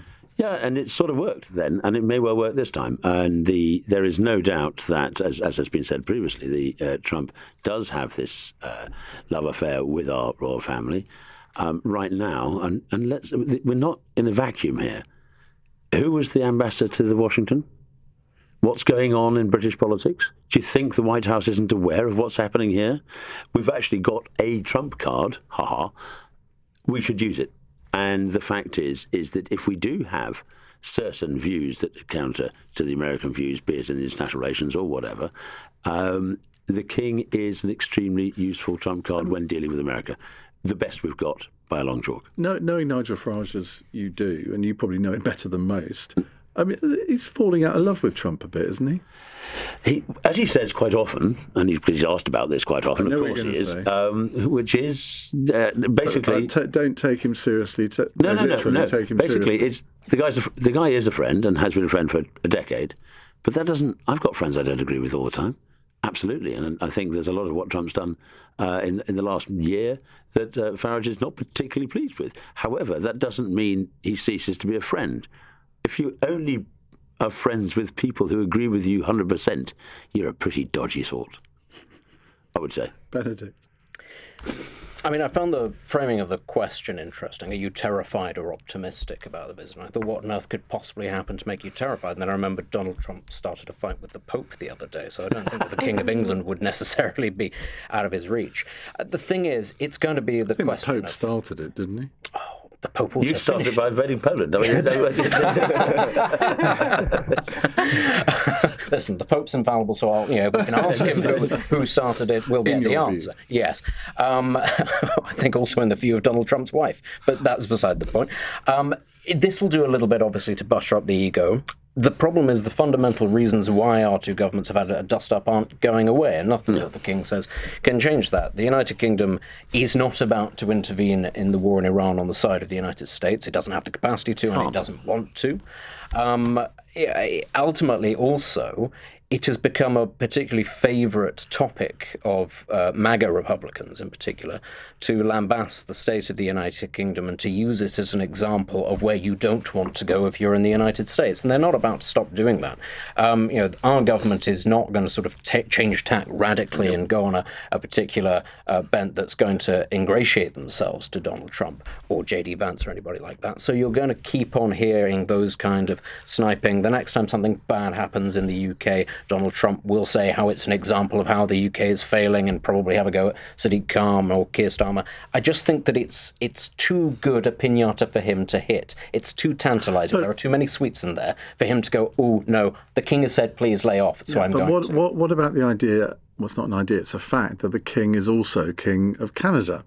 And Trump, well, we know what he talks about Canada, trying to make it the 51st state. I mean, that's quite a difficult one for the King to negotiate, isn't it, Lucy? Well, it is, but I want to feel that this visit is bigger than all of the politics. That actually, let's not forget, it's actually a visit that is to commemorate the 250th anniversary. There's a very specific historic reason. It's not like Keir Starmer flamboyantly issuing that invitation, which could have happened at any time or not at all. This visit can only happen this year in order to commemorate the historic event. And therefore, for me, it ceases to be about politics. It's about something much bigger. It's about having a family feud, let's say, but everybody comes together for a wedding or a funeral. You lay your differences aside because somehow the relationship is bigger than that. Those are the entertaining weddings. Well, yeah, that's very true. You were at my wedding. No. I think the idea that somehow the King represents something so powerful, so totemic for Americans as well. They love our royal family in many ways. That in a sense you're going to be focusing on that, and it's going to sediment. It's going to actually reinforce the relationship rather than. It's not just about Keir Starmer, the King, and Trump. It's about the UK and the Americans. Not just one American. It's about the Americans. And the reputation and the attitude towards the UK, not just from the White House, but from America as a whole. And that relationship remains, and it is good. We are friends with Americans. We may not necessarily be great friends with the White House, but there's a lot more people in America than just Donald Trump. And there's a lot more people here than just Keir Starmer. And I think the King represents that in a way more effectively than anybody else could. But this is a man who doesn't seem to respect our country, doesn't respect the Commonwealth and Canadians. Bear in mind, he is half British. He's half indeed, exactly, which makes it all the more ironic, I would say. He doesn't respect the country. He doesn't respect Canada and the Commonwealth. He doesn't respect our political leadership. Why should we be indulging him? I just don't understand, and I think so many people will have the same question. Right, we'll come to more of your questions in just a moment. 0345 6060 973. But first, the news headlines on LBC at 8:30 with Darryl Jackson. Police in Surrey say they're confident no sexual offence has happened after allegations of a rape near a church in Epsom sparked protests. Officers are closing their investigation. A new immigration removal centre is going to be built on the French side of the Channel. It's part of a £660 million deal aimed at stopping small boat crossings to the UK. And Donald Trump's ordered his navy to shoot and kill any boat laying mines in the Strait of Hormuz. Iran has essentially shut the vital trade route, with America carrying out its own blockade of Iranian ports. LBC weather, a dry night with clear spells and breezy in the southwest, lows of 1 degree. This is LBC.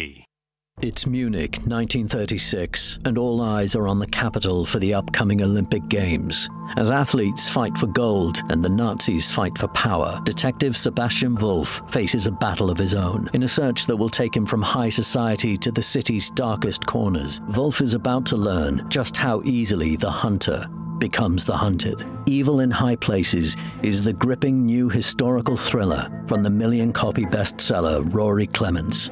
Out now. 3, 2, 1, 0% APR on an all-electric Mini Cooper. What was that, Luton? Handling is extraordinary, centre of gravity so low, and it could be ours with a 15% deposit and 3-year term. OK, Luton, reroute me to the nearest Mini retailer now.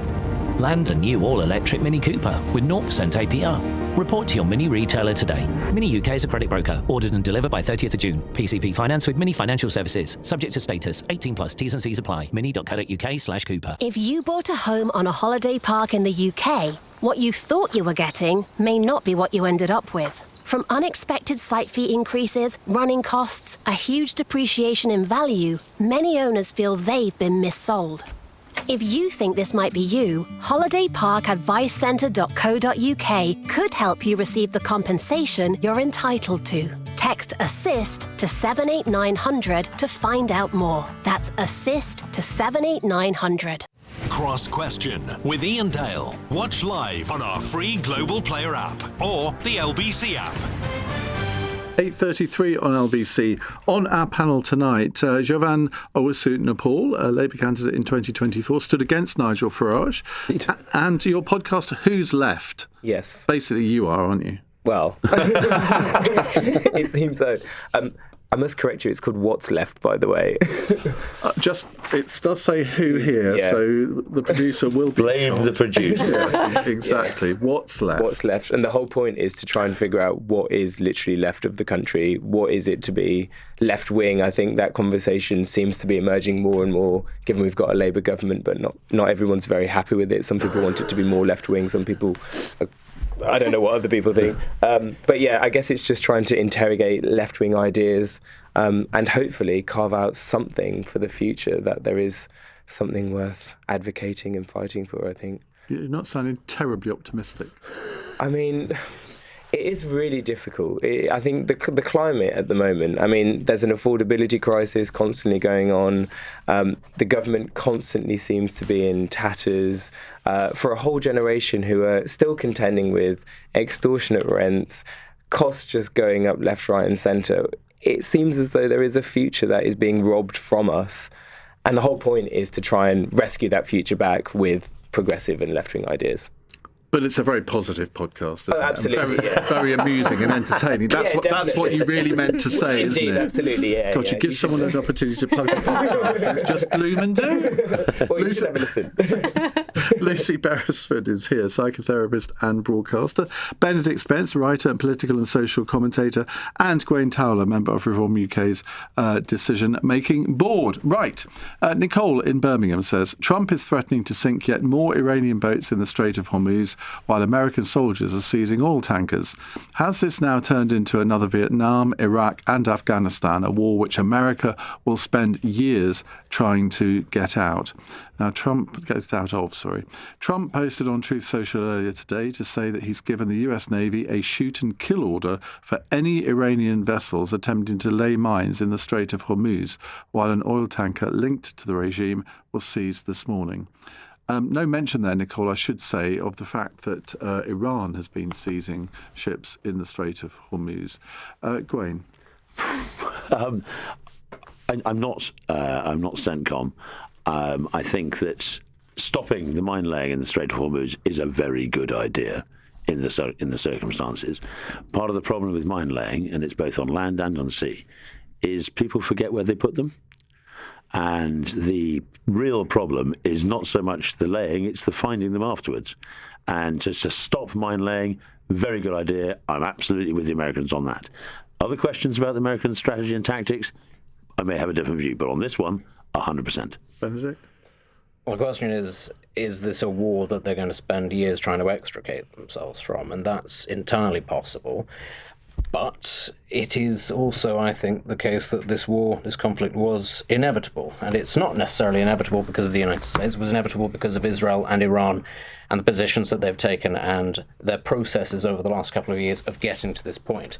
Both sides have demonstrated that they are more than happy to risk huge amounts of blood and treasure and indeed to suck in and damage all number of allies to defeat the other. Neither side was backing down from that, so this was inevitable. And this is a very part of the problem when people then sort of sit there and go, oh, well, is it another forever war? Is it something that could have been avoided? No, ultimately, it's not one that could have been avoided. And once we have established that, which was that neither of those two sides were going to back down, then perhaps you can start to look at something of an exit strategy. There are two options on the table. One is that the Iranian regime is either defeated or neutered, which could take a huge amount of time, obviously, because nobody knows exactly how it is that you'd go about doing that. Does it involve boots on the ground? If so, whose would those be? Or is it that the United States decides that it has had enough and it's going to pull back from the region, at which point the Iranians will inevitably get a nuclear weapon, or the Israelis will hit them with a nuclear weapon before that happens? If that happens, then we have to think about the escalation in the rest of the region. If that happens, Saudi Arabia gets bombed. If that happens, Turkey and Egypt both get bombs. There's a good chance that Azerbaijan will do the same because it will say it's at the crux between two competitors in Turkey and Iran, and the Israelis would almost certainly be happy to sell them that material. That's not even the worst case scenario. What then happens is that all of the other countries that are menaced by those states but can't get nuclear weapons say to themselves, what's cheaper than nuclear weapons? How do we deter any of these countries from coming after us? You can do that with nerve gas and drones really cheaply. Does that sound great in this part of the world? No, it sounds horrific. So I go back to what I said at the start. This was an inevitable situation, this war, and the only way that this can come to an end where I think most people are happy is a scenario where the Iranian regime is either defeated or steps back from the brink of developing nuclear weapons. Without that, neither of the other sides will allow it to exist, and also the other Gulf states will be incredibly anxious about the future. Well, Jovan depressed us earlier. You depressed us even more. Let's go to psychotherapist Lucy. Just to give you the Freudian take on it. Yes. Whilst I don't disagree with a lot of what Benedict says, we also have to remember that Trump has an infamous acronym, which is TACO. Trump always chickens out. And even this week, we have had situations where, we think that the ceasefire is going to end, and right at the last minute, he extends it. So the idea that this war could become a quagmire for years to come, like Vietnam, like Afghanistan, I think is less likely. This is a man who stood on a platform of not getting involved in any of the wars around the world, and his MAGA base are clearly very, very nervous about this. The polling in America ahead of the midterms is absolutely catastrophic for him. I think that he's losing a lot of support at home, and he is a very vain man. He is a person, he's a politician, not unlike many other politicians, who really needs to be loved. And he will be very bombastic, have lots of sound and fury, but rather like the Shakespeare quote, Death of Shakespeare anniversary today, it signifies nothing. And I think this actual conflict could be over sooner rather than later. Joanne? I mean, war. That seems to be the constant conversation. Yeah, I mean, I think you're right. Trump seems to always chicken out, and he obviously understated and underestimated the power of the Iranians in this situation. And he's so unpopular from this, given the base that led him into power in the first place. No more foreign interventions, America first, that whole rhetoric. He's pursued a ceasefire now. There's a ceasefire almost indefinitely, it seems. So to me, the question is more about the vacuum that's created when America does at some point leave the situation. What is it? And I think it's what others have said earlier, that it's an escalating process. I just don't know how much America will be as involved as they assume they would be. Right, a WhatsApp question from David. Reform UK say they want to put a Union flag and a picture of the King up in every school. What would this actually achieve? Now, Reform's education spokesperson, Suella Braverman, has used St George's Day to announce this policy alongside her plan for a patriotic education curriculum. Gawain, let's start with you yet again.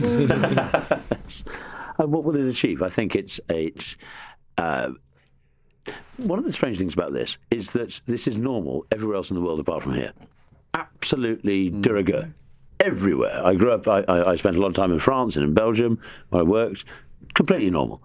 We seem to find it weird that our own king, our head of state, is pictured in a school. Our flags is up outside a school. But it's not just the Union Jack. In England, it would be across St George. And if you want your county flag, in Scotland, it would be the Saltire, and in Wales, and so on and so forth. It's not.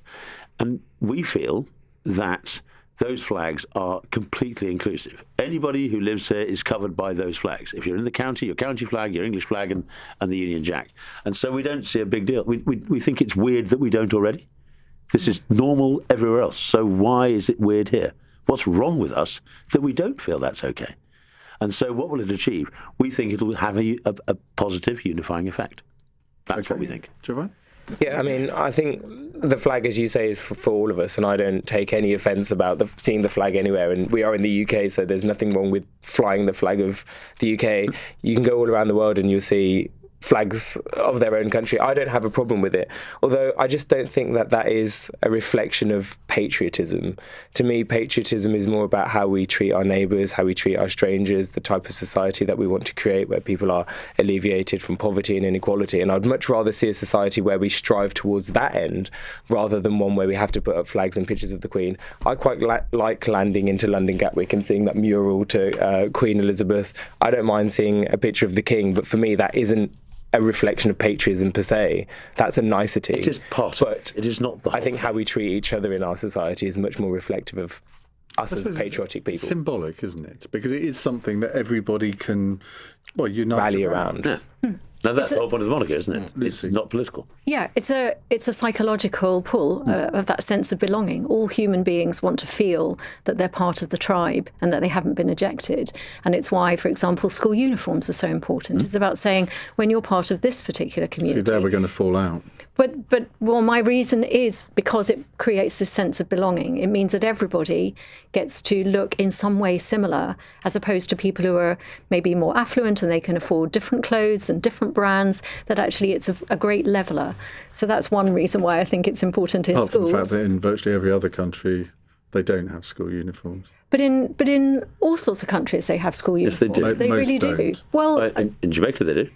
In Peru they do, in Jamaica, Nepal, in South Africa. They do. Germany they don't. Across the Commonwealth they do. They don't. Do we want to be like Germany, Ian? I know you're fluent. I know you're fluent. I'm tempted to give the phone number out. I think we can learn a lot from the Germans. Do you know what's funny, actually? I've got there's an Italian friend who's lived in France, Germany, and all across the world, and he says, actually, it's incredibly easy to spot school children on school trips from different countries because, actually, they do all dress the same. They just dress the same for their country. He says it's very easy to spot Germans because they're still wearing slip-knot hoodies sort of 20 years after that was cool, and it's very easy to spot French people because their clothes are tighter. It's very easy to spot Italians because you can hear them from about a mile. Oh my God, you've offended so many people. I can tell you the name and the address of the person that actually said it. He's in Switzerland. He's fine. But I do think, actually, going back to what we were saying, the idea of, we talk so much, especially on St George's Day, what is it that it means to be English or British values? That seems to be a conversation that people are still struggling with. At the very least, unifying symbols are a start. And if you don't actually want to cause division, it might be a great idea to bring those symbols back into the public realm rather than leave them to the fringes, rather than let it be that people point at their own nation's flag and say, that's racist and I don't want it. Bring it back and reclaim it rather than use it as a tool of division. It is a universal object. We're going to talk about all these issues at 9 o'clock for the 9 to 10 hour. So it is St George's Day today. By the way, happy St George's Day to everybody. Happy St George's Day. I'm going to ask you why it is that if you fly the flag of St George, people automatically assume that you must be some right-wing zealot or indeed racist, because that does seem to be a commonly held view.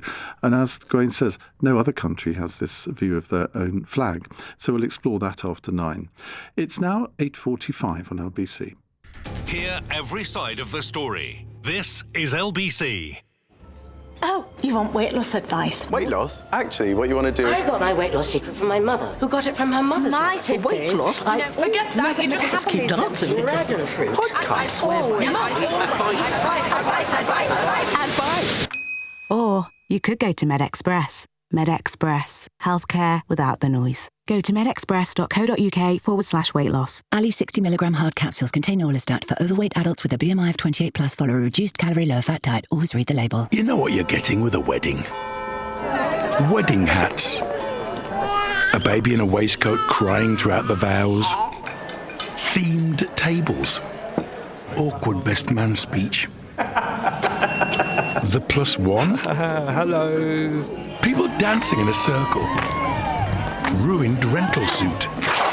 Sometimes in life you just know what you're getting, like a luxury bed and a great night's sleep. You know what you're getting with Premier Inn. 3, 2, 1, 0% APR on an all-electric Mini Cooper. What was that, Luton? Handling is extraordinary, centre of gravity so low, and it could be ours with a 15% deposit and 3-year term. Okay, Luton, reroute me to the nearest mini retailer now. Land a new all-electric Mini Cooper with 0% APR.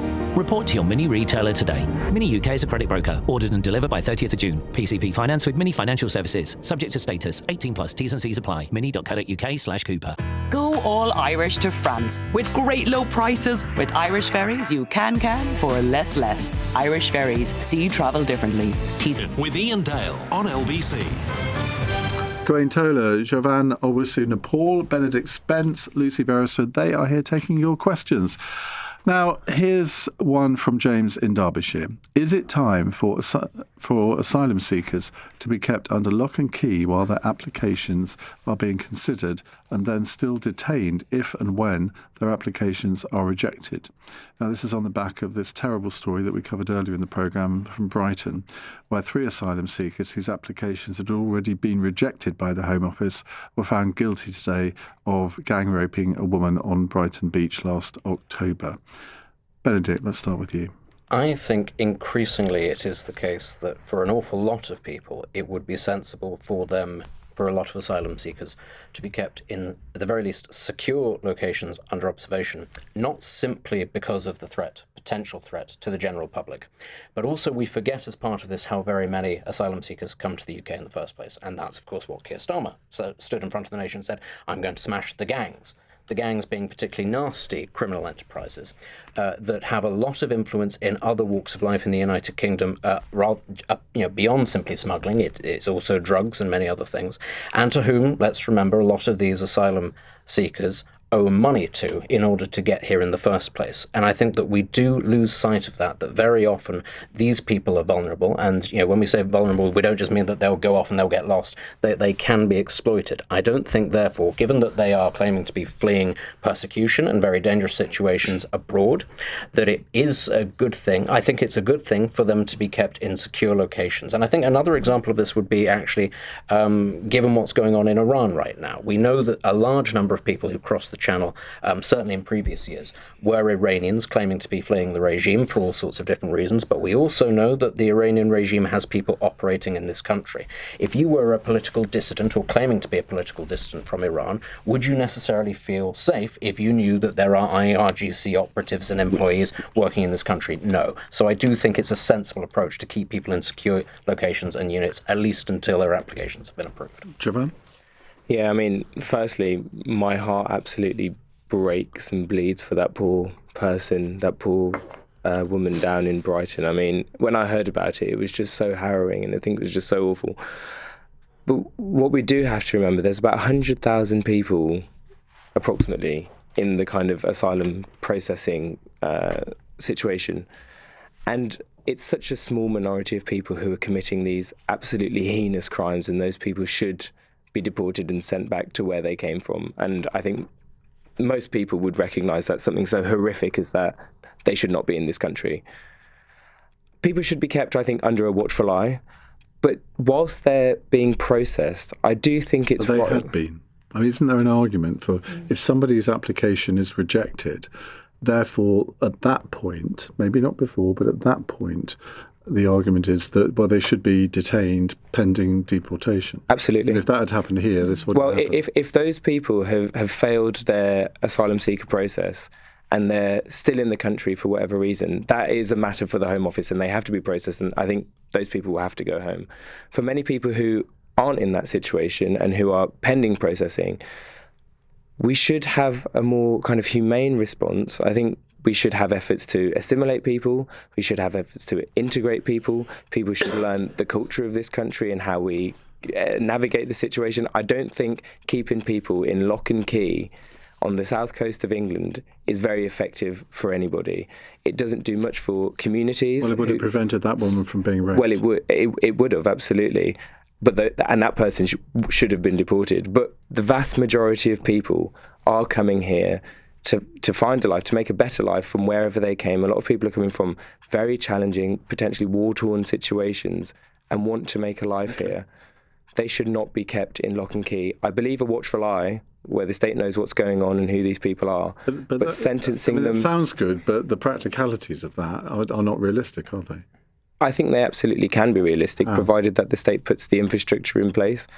The Home Office can invest in people who keep a watchful eye of those people. We need return of ESOL. We need to have social integration policies. We need to have some form of community onboarding so that people in the area know who these people are as well. So that means people have the skills and the confidence to be more vigilant about people that aren't from the local area coming in. I think it is possible, provided there is the political will and the money allocated for it. The problem with that strategy, which is very noble, is that there are a lot of people who are already living in this country, British people, who see how much time and energy and resources and money is being spent on trying to keep the people who come here safe, the asylum seekers safe, and not keeping ordinary residents of this country safe.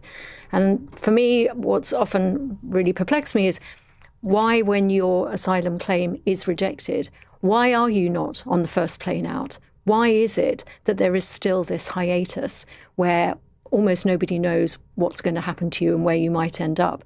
And let's not forget that a lot of people who come here destroy their papers. It's very hard to know who some of the people that are coming into this country and that are being detained here, who they really are. Now, I think it's perfectly valid to say that as a proportion, the number of people who are raping locals on Brighton Beach are very, very small, and thankfully so. But it's that one rape is just one rape too many. And ultimately, I always feel that the government's efforts, resources, finances and energy should be going on to the people who live here already and not necessarily on the people who are coming. Go ahead. Well, one of the things I think astonishing about this story is all three of the convicted are appealing their failed asylum claim. They failed, they stayed, they raped, and they're appealing. And what's the betting that one of them may well win? They can't surely go ahead with that appeal now. Well, who knows?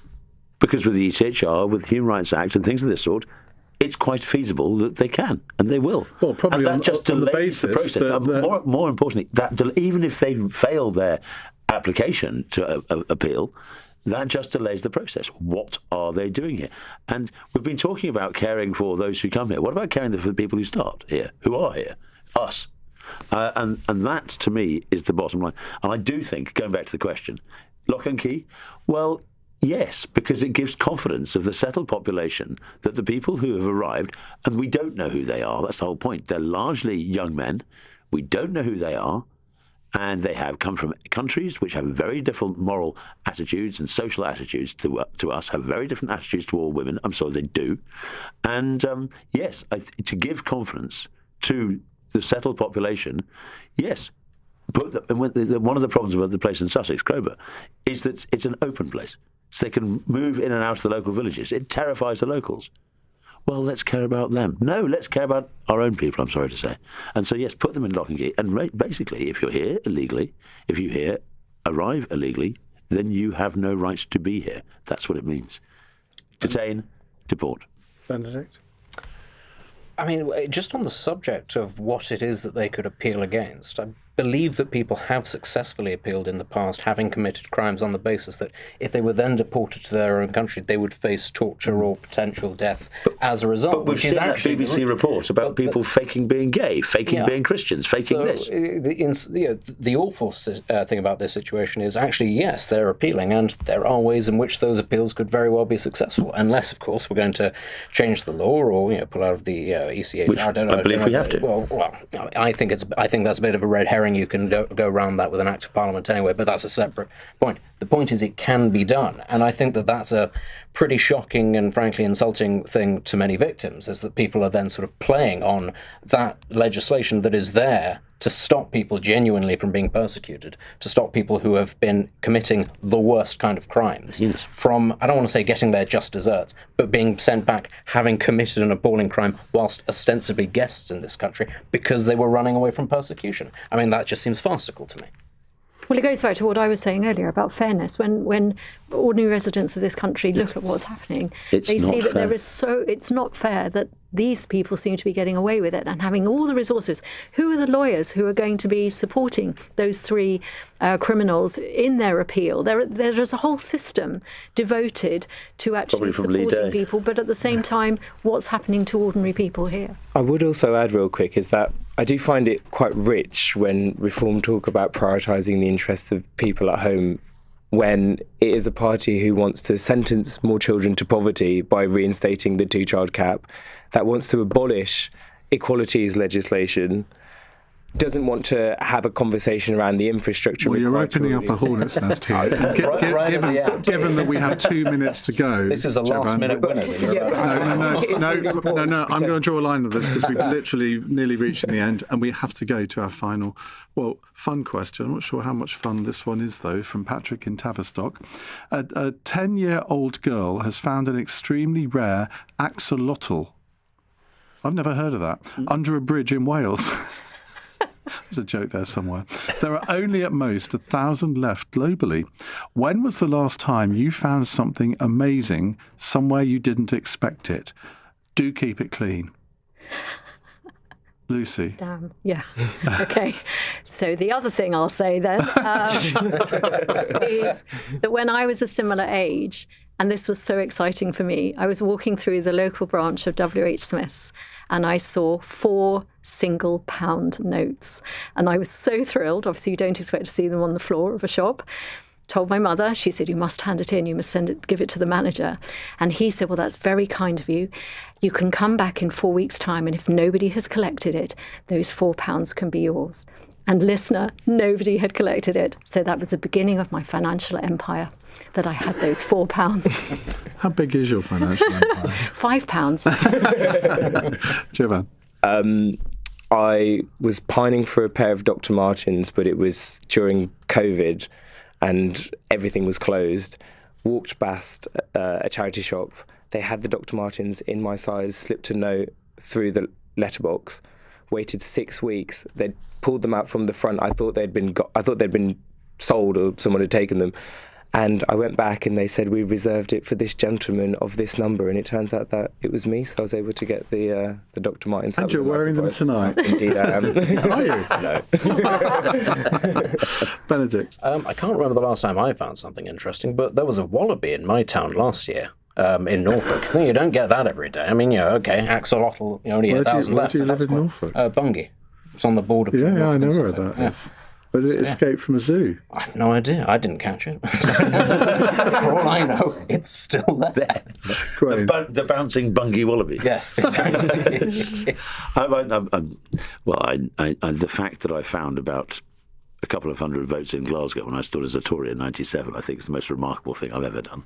I've discovered. But presumably Reform UK are hoping to get a few more than that. Possibly so, but I don't think that's so remarkable these days. We didn't have a call on the local elections or a text, but there we are. Right, thank you all very much indeed. Now, Cross Question will be back on Wednesday next week, because on Monday and Tuesday I'll be live in Washington DC for the King's vital state visit to the US. His Majesty will arrive in America during the show on Monday, and on Tuesday I'll bring his speech to the US Congress live. Coming up in the next hour, we are going to talk about St George's Day. Happy St George's Day, by the way, if you haven't been wished it already. I think an increasing number of people are actually commemorating St George's Day. What I want to ask you, though, is why are we encouraged to almost be ashamed of the flag of St George? It is the national flag of England. And I don't mean to exclude people who are listening in Scotland, Ireland and Wales here, because you're all rightly proud of your own flags. So why can't we in England express pride in ours? I've never really understood this. Enlighten me. 0345 6060 973. On your radio, on the LBC app, and Play LBC. leading Britain's conversation. This is LBC. From Global's newsroom at 9 o'clock, police have closed their investigation into reports of a rape outside a church in Epsom in Surrey that led to widespread public disorder. Surrey police say that no sexual offence occurred and say a woman in her 20s sustained an accidental head injury and made a confusing report. LBC's Fraser Knight has more. Surrey police had said to us last week that they had not found any evidence that this crime had happened as reported, and now they've confirmed that that investigation will be closed. But of course, we have still seen a lot of commentary about this, a lot of speculation, even claims of a cover-up. Well, 4 people were arrested after disorder on Monday night. 3 asylum seekers have been found guilty of rape after a woman was attacked on Brighton Beach. They targeted her after she became separated from her friends on a night out. Chief Superintendent Richard McDonough is from Sussex Police. This young woman has shown incredible strength to report to the police, support our investigation and give evidence in court in extremely difficult circumstances. I cannot commend her enough. A man's been sentenced to at least 23 years in jail for deliberately infecting other men with HIV. 43-year-old Adam Hall from Washington in Tyne and Wear was also convicted of 5 counts of rape. A new deal with France to tackle small boat crossings will include riot police on French beaches. The Home Office says there'll be around 40% more officers to curb attempted journeys from northern France. But Charlotte Kahn from Care for Calais told LBC the deal is poor value. People are continuing to die in our channel because of a lack of any options. Governments have closed all safe routes. The government's policies really have pushed people to have to take these dangerous journeys. And the actor Ralph Fiennes, who played a cardinal in the film Conclave, has been telling LBC he backs the Pope after he came under fire from Donald Trump. I love his standing up implicitly to Trump by what he said. War is an obscenity. I think the central theme of Christ's teaching is do not wage war, certainly not by choice. The president branded the Catholic leader weak on crime. Pope Leo's insisted God does not bless any conflict. In the city, the FTSE 100 has closed down 20 points at 10,457. The pound buys $1.35 and €1.16.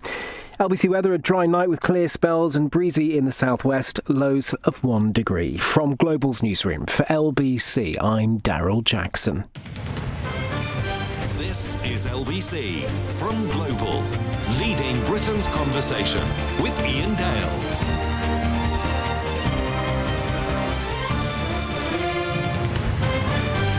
4 minutes past 9 on LBC. We're going to talk about St George's Day in the next hour and various aspects of it, because I think I don't understand why England is more or less the only country in the world where we are almost encouraged to be ashamed of our national flag.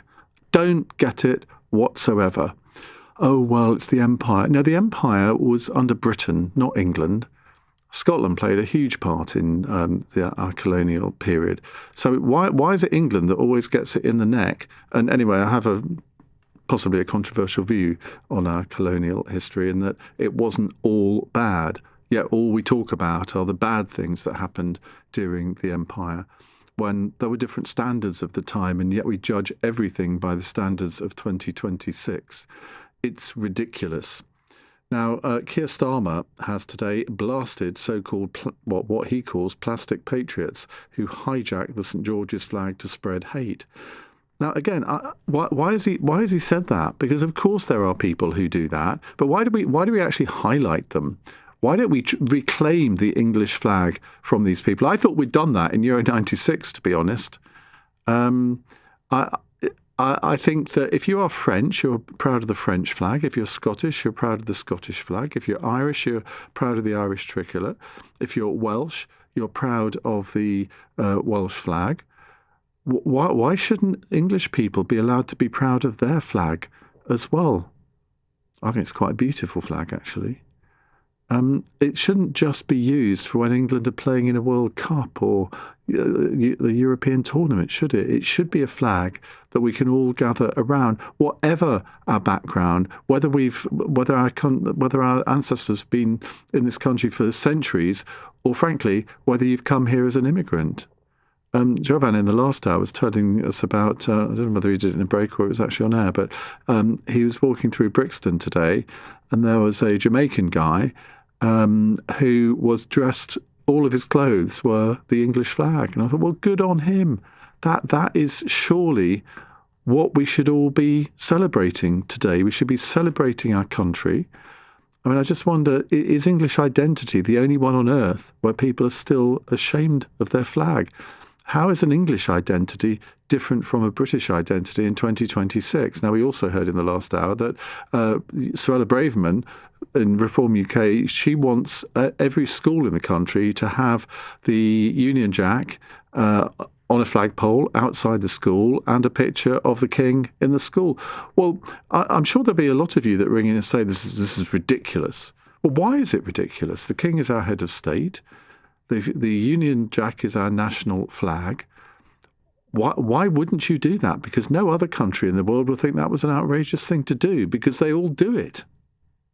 0345 6060 973 is the number to call.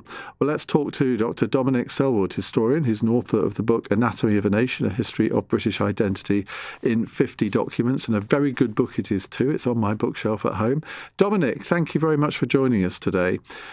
Why is the English flag seen in a very different light to any other? It's quite a recent thing, isn't it? I mean, you rightly mentioned 1996, and that was, I think, a really important moment in the history of the flag, because up until then, people probably only really saw it flying on, parish churches somewhere in the countryside. It wasn't massively used, but it's become very much to the fore. And I think it's a response as much to the Union as to anything else. In that, you're absolutely right. Other countries use their flags, and we do use the Union Jack. But Wales has always been able to have, the Welsh flag, and Scotland's had the Saltire, and Ireland, as you say, has had the tricolour, and England didn't really have anything. And so there's been this rebirth of the St. George's flag. And so I think it's very tied into the identity of England within the Union. Countries like France or Germany, yes, they have flags and patron saints, but we've managed to actually bring the two together. So it is the St. George's flag. It's that marrying of the issues of the flag and the patron saint. And of course, that gets us into all the fascinating territory about, people becoming more interested about history and wondering who George was and how he came to be our patron saint. Well, tell us. So George is a patron saint of very, very, very many countries. It's not just England. But he was born in Cappadocia, which is modern-day Turkey. He was probably of Turkish, if you want to use it in that sense, or Roman background. And he was a very, very distinguished soldier. So he rose to become an officer in the Praetorian Guard, guarding the Emperor Diocletian. Praetorian Guard was about as high as you could get in Roman days. And he was martyred at Lydda, which is now Lod in Israel. And there's still a church to him there, or possibly Nicomedia, which is in Turkey.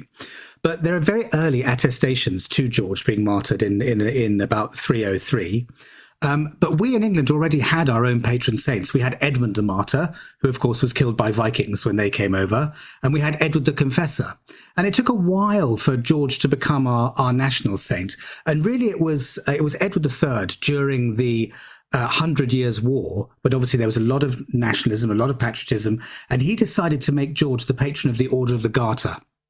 And that's probably the defining moment, because really around that, the 14th century is when George comes to the prominence as a very British saint. There are lots of accounts of during the 100 Years' War, people fighting, invoking St. George. And then when the Reformation comes, Edward VI bans banners of all saints apart from George. And so then he reigns supreme as the British patron saint. I mean, patron saints are weird things anyway, aren't they? Because often the patron saint of a country has absolutely nothing to do with the country that has adopted the saint. Absolutely true. Absolutely true. So the patron saint of Germany is St. Michael, and they don't particularly have a patron saint's day. The patron saint of France, well, they've got the Virgin Mary, they've got Joan of Arc, they've got St. Denis, but you don't really hear much of any of them. They don't really have patron saints' days. I think in England having St. George's Day it's a very British thing. And as you rightly say, and I have exactly the same view as you. There's a huge amount of history in the flag. It's used at sporting events. It's something that the nation can rally around. What about the idea of that Reform UK have come up with, that every school should have the Union Jack outside it? There should be a picture of the King in the reception area or somewhere prominent in the school. Because in America, this would not be seen as odd. I mean, could you argue that it's just not a very British thing to do? I think it isn't a very British thing to do. If you travel to, around the Middle East or South America or places, you'll see this done a lot. It's never been a very British thing to do. We all know who the monarch is. We've all got the monarch on cups and saucers at home. We don't particularly need pictures in our schools as well. And I don't think that's the kind of loyalty or obedience or fealty or whatever words you want to use as a subject that we have in this country. It's not an imposed thing. It's quiet, it's warm, it's deeply recognised, it's very profoundly felt by people, but it's not worn on the sleeve. Thank you very much indeed, Dominic. That's Dr. Dominic Selwood there, historian. His book is called Anatomy of a Nation, A History of British Identity in 50 Documents. Really brilliant illustrations in the book too. Right, let's go to Max in Camden. Hello, Max. Ian, lovely to always hear your show and talk to you. I thought you were calling me lovely then. I thought you've pulled. Well, you are. You are. No, you are, actually. But anyway, no, the point I was going to make was this about the flags. That to me, I thought you made me think, well, what does it mean to me? And it means nothing, the St George's flag at all, or St George's Day, because I think of myself as British, and I think a lot of people do. In their heads, they have, if you think about your nationality, you have a Union Jack stamp, not,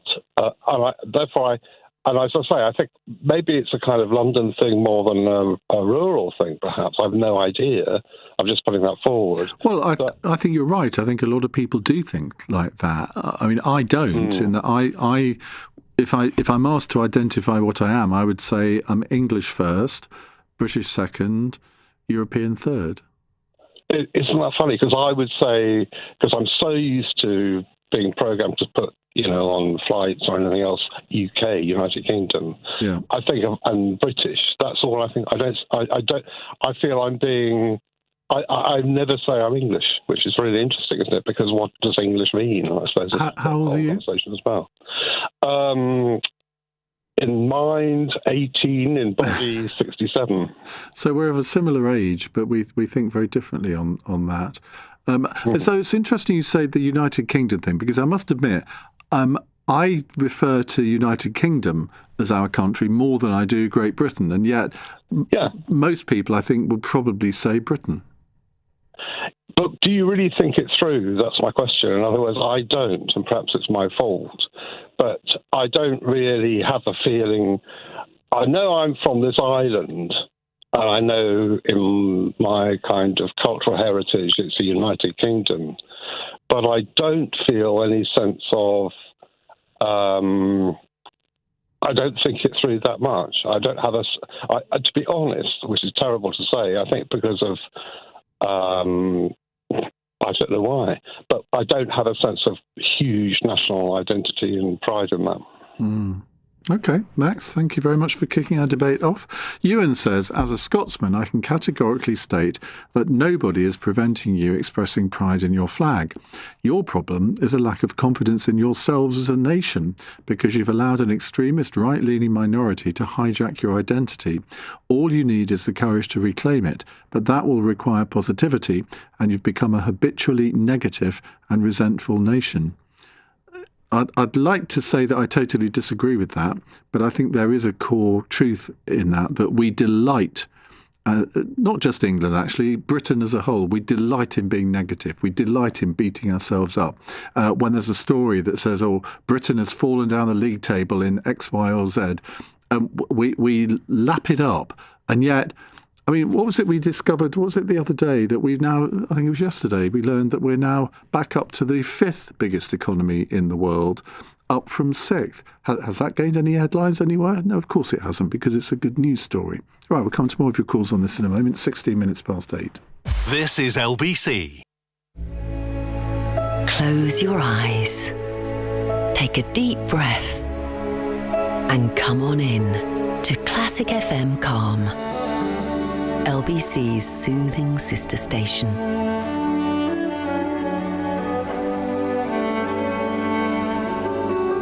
Find peace in the music with Classic FM Calm. Listen on Global Player or ask your smart speaker to play Classic FM Calm. I'm Will Buxton. I'm Naomi Schiff. I'm David Coulthard. And I'm Jolie Sharp. This is Up to Speed. Available every Monday and Thursday on Global Player or wherever you get your podcasts. The following is from TfL.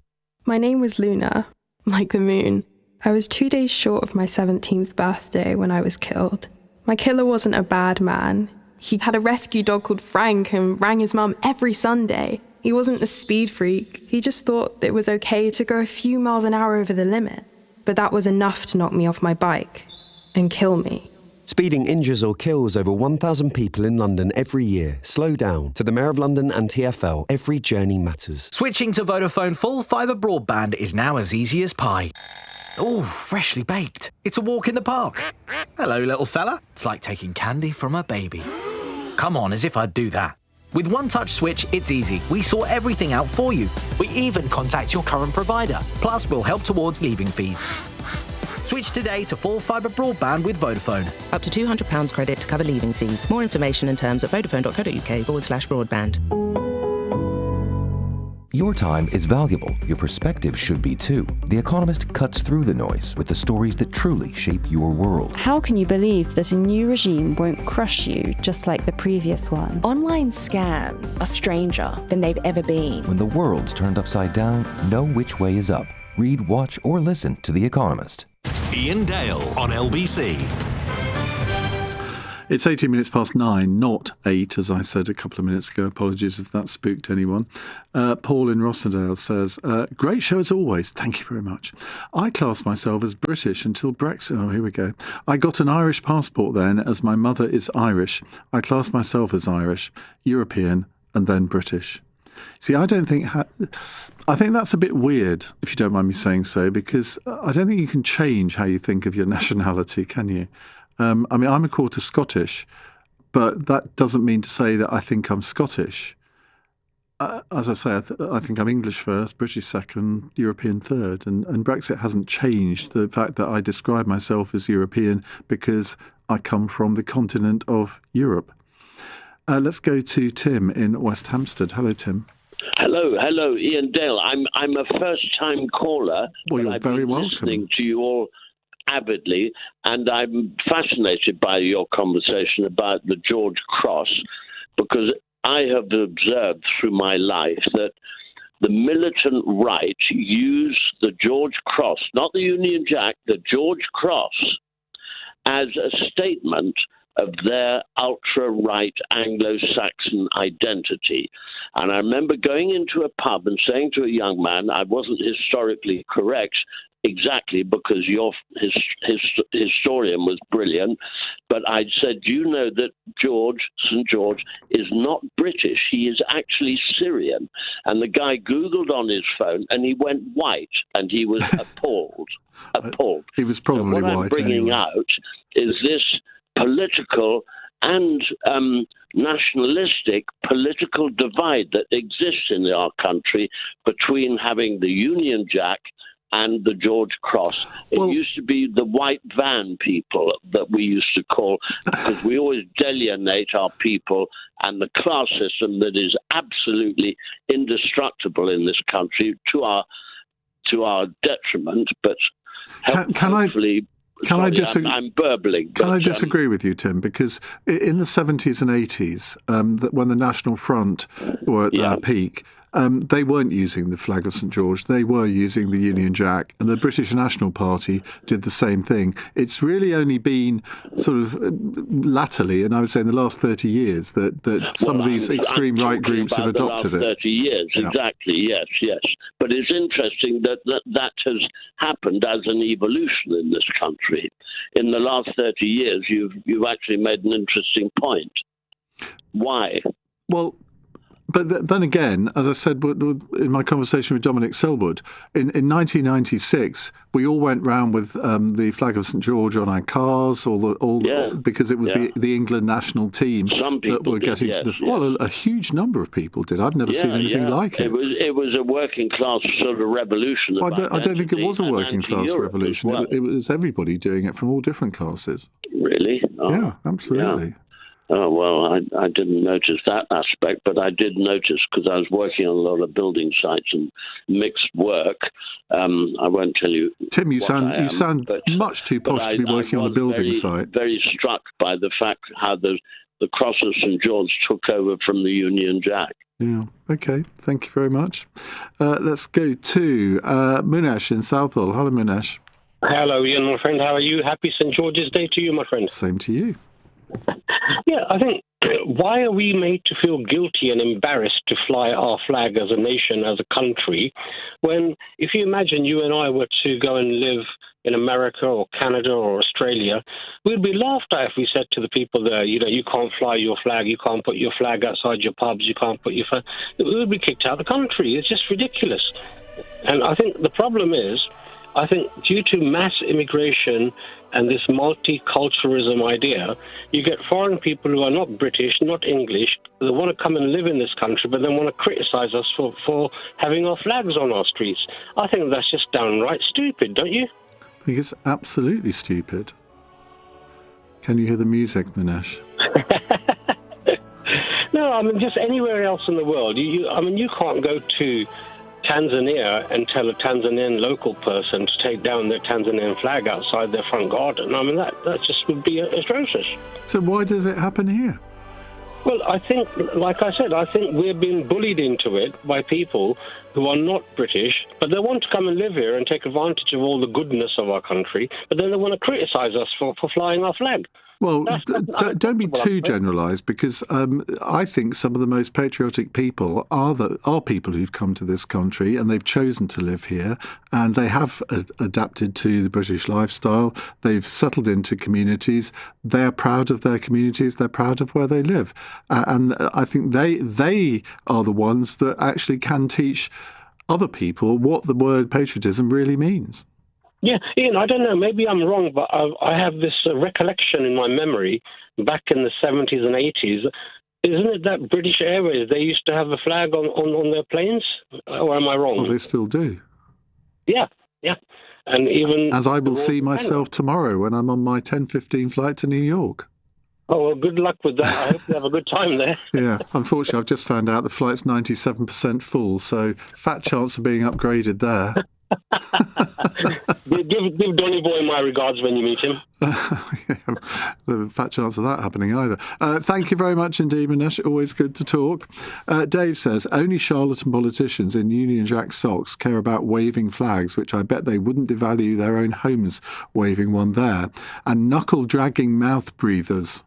What? We're in the middle of an economic crisis where people in our country are deciding on heating or eating, oh, here we go, and pulling their own teeth out.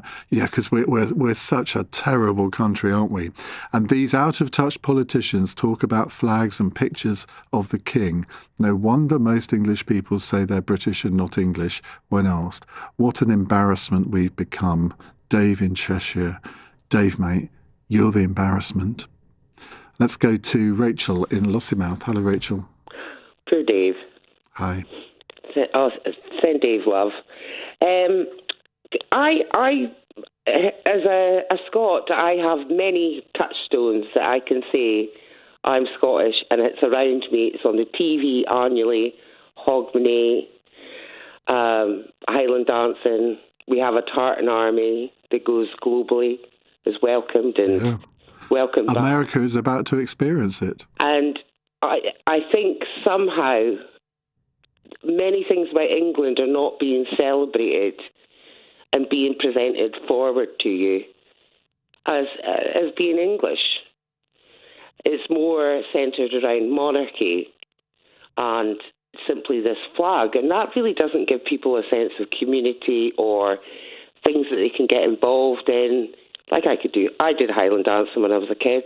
That's shocking. And obviously Hogmanay we always celebrate. That's our celebration. It's on the TV and such like. Our the poetry. You have the Bard. You have William Shakespeare. You've got so many things to celebrate, but it's not. And you've got my ancestor Robbie Burns. We've got Robbie Burns. Yeah. We have Burns night. Dress a haggis and. Up your kilt and all the rest of it and do things and have their ladies' address. So we have traditions and we're able to do that. And which is more about community, and each person can do that. And you do not need necessarily a monarch or the changing of the guard. And it's just become about symbolism rather than how, and listen, England, you've got so many things to celebrate. Liverpudlians, what they've done throughout, all the things throughout industry and all the changes you've had. There's so much to celebrate, but it's not put in front of you in that sort of way, and I think that's not been communicated. And you're rather dancing around a flag, a bit like in the 80s with your white stilettos and a white handbag, and you're getting nothing at the end of the night other than a crap. I'll tell you what.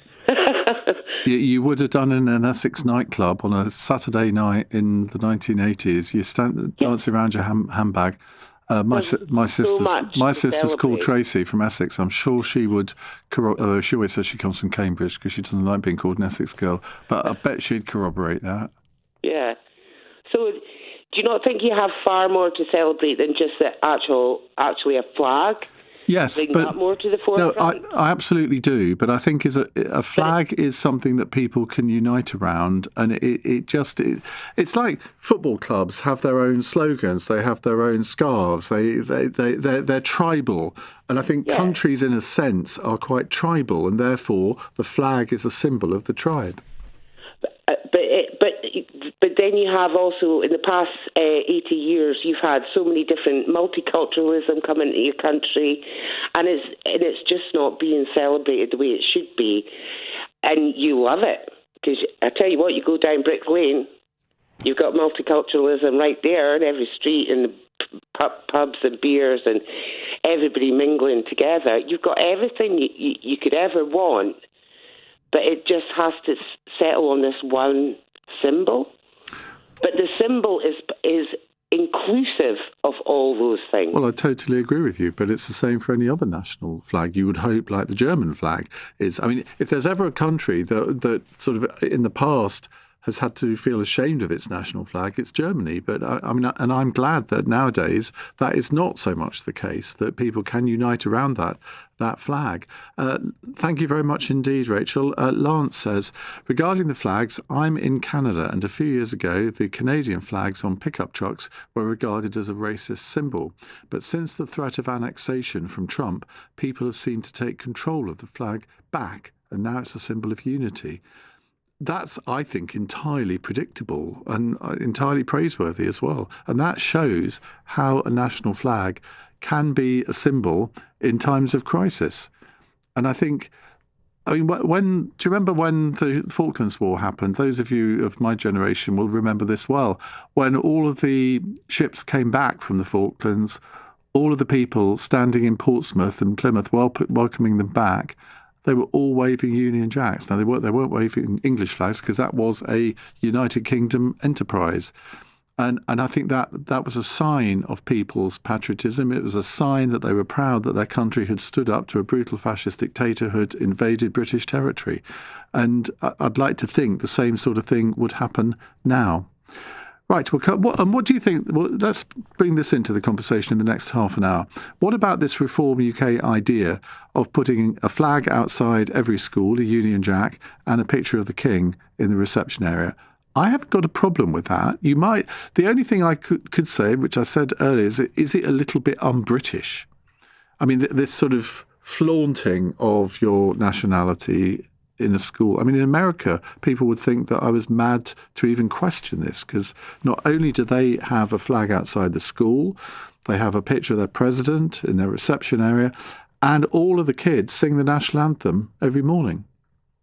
Now, Reform UK haven't gone quite that far. I wouldn't have a problem with that personally. Would you?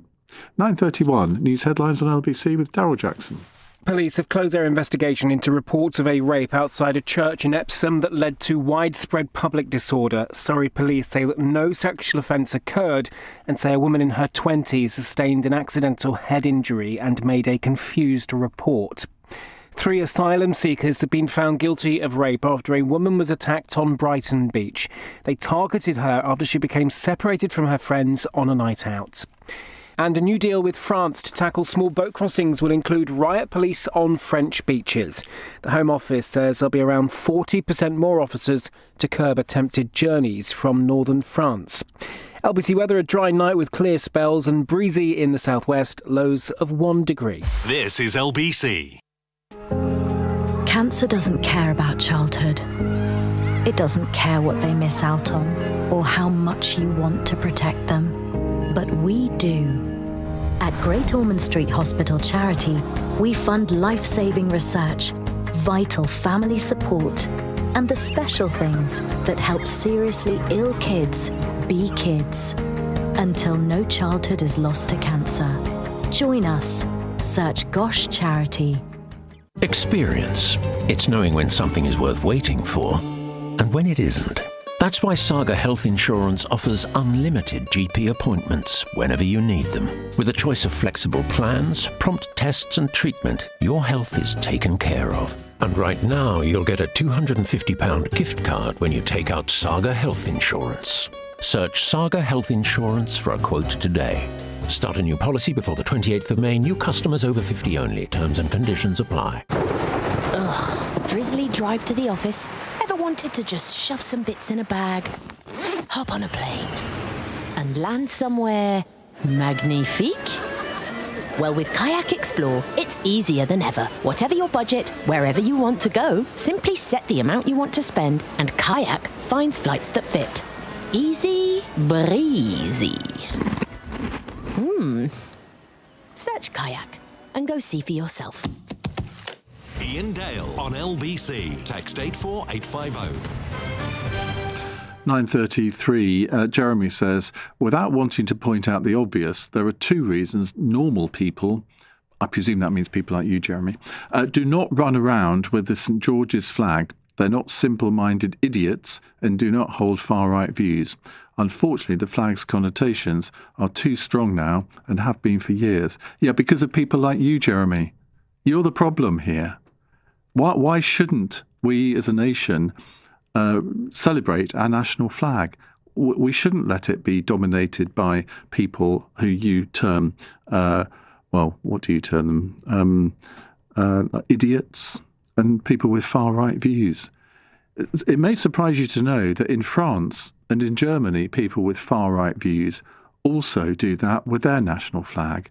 That doesn't put the rest of the population off from wanting to celebrate the national flag, but sort of weak-minded people who think that that they should just give up and cede the national flag to the people that you term idiots and people who hold far-right views. You're the problem. Let's go to Alex in Cannock. Hello, Alex. Hi. I agreed a lot with what the Scottish caller said earlier. Kind of ties into the point that you were just making, in that for me personally, the St George's flag is kind of going through a rehabilitation process, but for me it's not quite there yet. Because of my earlier experiences in life, seeing a St George's flag as a black Brit associated with that far-right connotation, and I hear what you're saying in terms of we need to reclaim it from the kind of idiots that are on the far right, but I think it's taken a long time, and I think one of the things that the caller said that really stuck out to me was the fact that we don't celebrate the kind of England that we live in now. I very much feel culturally English, but I would never probably say that I'm English. It kind of sticks in my throat because it's always kind of connotated with that idea of race. But the fact that you want to say it, I mean, clear from what you said, you clearly want to say it and you embrace your Englishness. I mean, doesn't that make you part of the problem? If we want to reclaim it, you're part of that process. Yeah, definitely. But I think as well, society kind of has to make that bold statement, say, we are who we are multicultural, and we are proud of the fact that, in 2026, you will have Asian people living next to white people, living next to black people, and that is England. That is, for a lot of us, our lived experience, and we're proud of that, rather than it being something that we demonise day in, day out. Yeah, and I think it was great. I don't know if this is quite a long time ago now. It's before Christmas. We had a guy called Sonny Green on the programme who had written this poem, which actually, let's see if we can get that, and we'll play it out in a minute or two, because this is the day to play that out. And he's a market trader from Southend. And it just summed up what normal people think England is. It isn't all about the monarchy. It isn't all about sort of posh things. It is about everyday things. And I haven't got the lyrics in front of me, but we'll play it out, Alex. And I hope when you hear that, and people can look it up on YouTube, and he's actually turned it into a little book as well, which you can get on Amazon. And I thought he did an absolute service to the whole concept of being English by creating this poem, and it really did go viral. A lot of you will have seen him on your Instagram feeds because it became incredibly popular. Alex, thank you very much indeed for your call. Rishi says, I travel all over the world. I'm a merchant seaman. Everywhere I go, the flags are very flown proudly. Huge flags which can be seen from the rivers and canals as we sail in. I can't fathom out why our great country is not celebrated more. The fear of being labelled racist has dampened people's appetite for national pride. Right, let's hear England by Sonny Green. Here's what England means to me, the real England. When it's sunny, it's too hot. When it's cold, the weather's rubbish and nothing's ever quite good enough. And that's exactly how we like it. England to me is a cup of tea. How many sugars? And saying none. I'm sweet enough. It's sarcasm, banter, bravado, the way we talk without saying much at all. It's not where you're from, it's who do you support? So how's your mum? Is she all right? England to me is Tesco meal deals. Don't forget your club card. It's sweet and sound chicken balls, Hong Kong special fried rice. It's 2 pints of lager and a packet of crisps. And yeah, you are really fit. But my gosh, don't you just know it? It's Thursday feeling like little Friday and Friday feeling like half a day. It's being on a long journey and going, are we there yet? It's 2 seconds that really means 5 minutes, and 5 minutes really meaning 20. England to me is Turkish barbers with the sharpest trim. It's the shopkeeper letting you off 20p when you skint. It's English neighbours saying, happy Eid, mate, and Muslim mums saying, Merry Christmas, love. It's Diwali lights down the high street, and everyone round the same table sharing food. It's Scousers singing, Mo Salah, Salah, and Gooners reminiscing about Ian Right. It's Bob Marley and reggae, Oasis on karaoke, Sweet Caroline on the terraces, and Three Lions every summer. And you think you've seen flags now? Wait until the World Cup's on. Then you'll know about flags, my son. Don't believe the news. Don't believe the political parties. Here's what I believe. Let's have a proper party. All are welcome. Just leave your politics at the door and take your shoes off. Bring your best karaoke voice. We'll play Twister and Monopoly till it gets late. Because this is what England means to me. It's about loving each other. No matter what colour you are, where you're from, or who your God is. Because when I look in your eyes, I see me reflecting back. And I'll never forget that. And what my nan told me. If you can't say nothing nice, just don't say nothing at all. Life's too short to worry about what people think. Just keep smiling and getting on with it. Because this is England. Whether your staple diet is mashed potato or rice, it's always nice to be important. But it's more important to be nice. That, I just think, is brilliant. I mean, I would love to be able to write something like that, wouldn't you?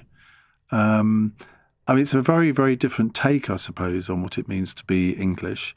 But it sort of gets you in the gut, doesn't it? And that's what all great writing does. And the way he reads it himself, I think, says an awful lot. It's actually worth watching on YouTube, looking up Sonny Green and share it around. Jessica is in Queen's Park. Hello, Jessica. Hello. Thank you so much for playing that. I remember seeing that on Instagram. Yeah. And absolutely loved it because it's similar to me, and we probably have very different backgrounds, but we all resonated and we all understood. I think if you're English, you're going to understand everything that he said and identify with that. And so it's kind of an interesting segue into what I wanted to say, actually, because I think that I don't think that people don't want to celebrate it or celebrate the flag, or it's under-celebrated because people don't care. I think it's because people are still negotiating what English identity means today. And I think what Sonny Green that just said, that kind of does it better than most people ever have done in a long time. Because I think there is definitely a growing movement to reclaim it in a more inclusive way. Because having English is something diverse, modern and confident in that, not defensive or exclusionary, which is where I think it's been going. And that's why people are unsure about, is this the flag I fly? But I think the more that people shout louder about what it means in that way that Sonny did in his piece, I think it will be reclaimed, as it is every World Cup, as it is Commonwealth Games as it is in those sporting moments, in a way that it isn't in everyday life. And I also think that, prior to that, I think the issue has always been is that Englishness was kind of defaulted into Britishness, because prior to the 70s, everything was rallied under the British flag of empire.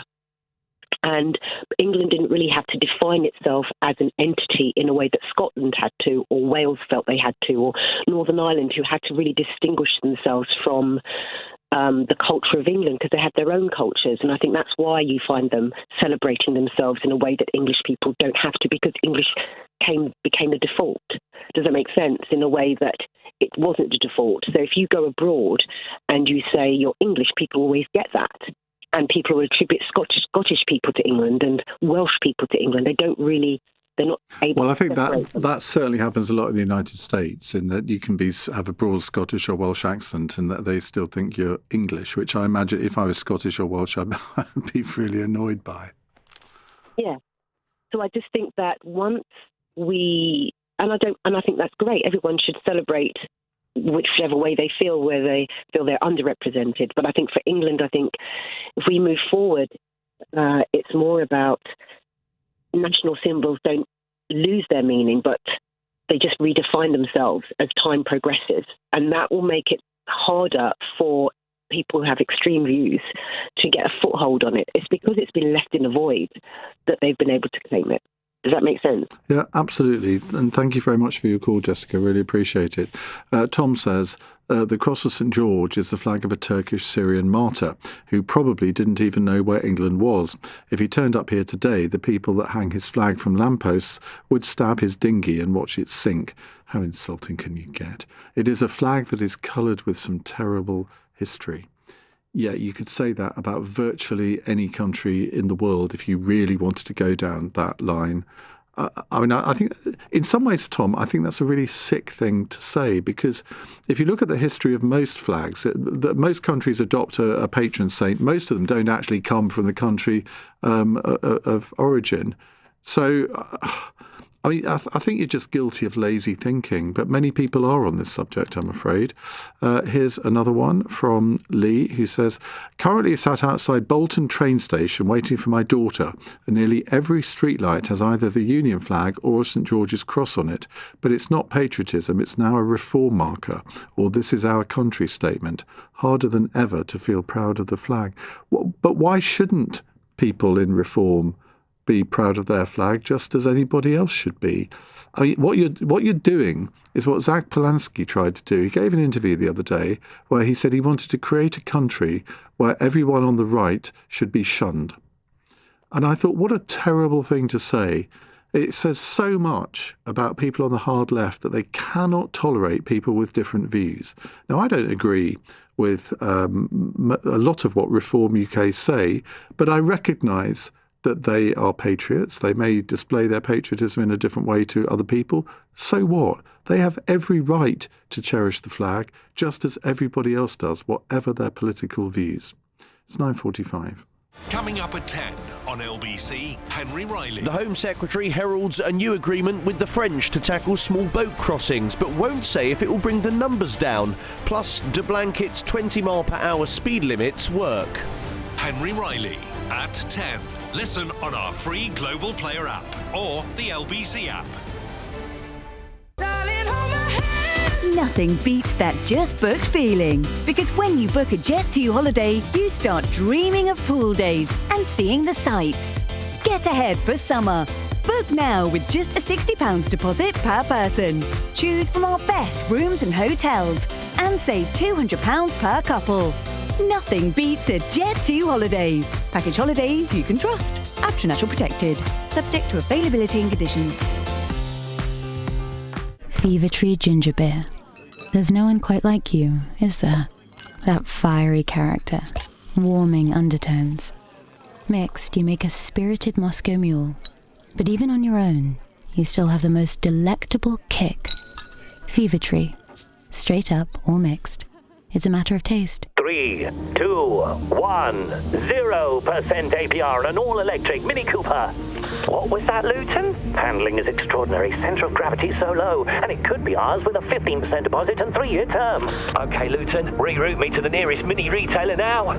Land a new all-electric Mini Cooper with 0% APR. Report to your Mini retailer today. Mini UK is a credit broker. Ordered and delivered by 30th of June. PCP finance with Mini Financial Services. Subject to status. 18 plus. T's and C's apply. mini.co.uk/Cooper. Your time is valuable. Your perspective should be too. The Economist cuts through the noise with the stories that truly shape your world. How can you believe that a new regime won't crush you just like the previous one? Online scams are stranger than they've ever been. When the world's turned upside down, know which way is up. Read, watch, or listen. With Iain Dale, call 0345 6060 973.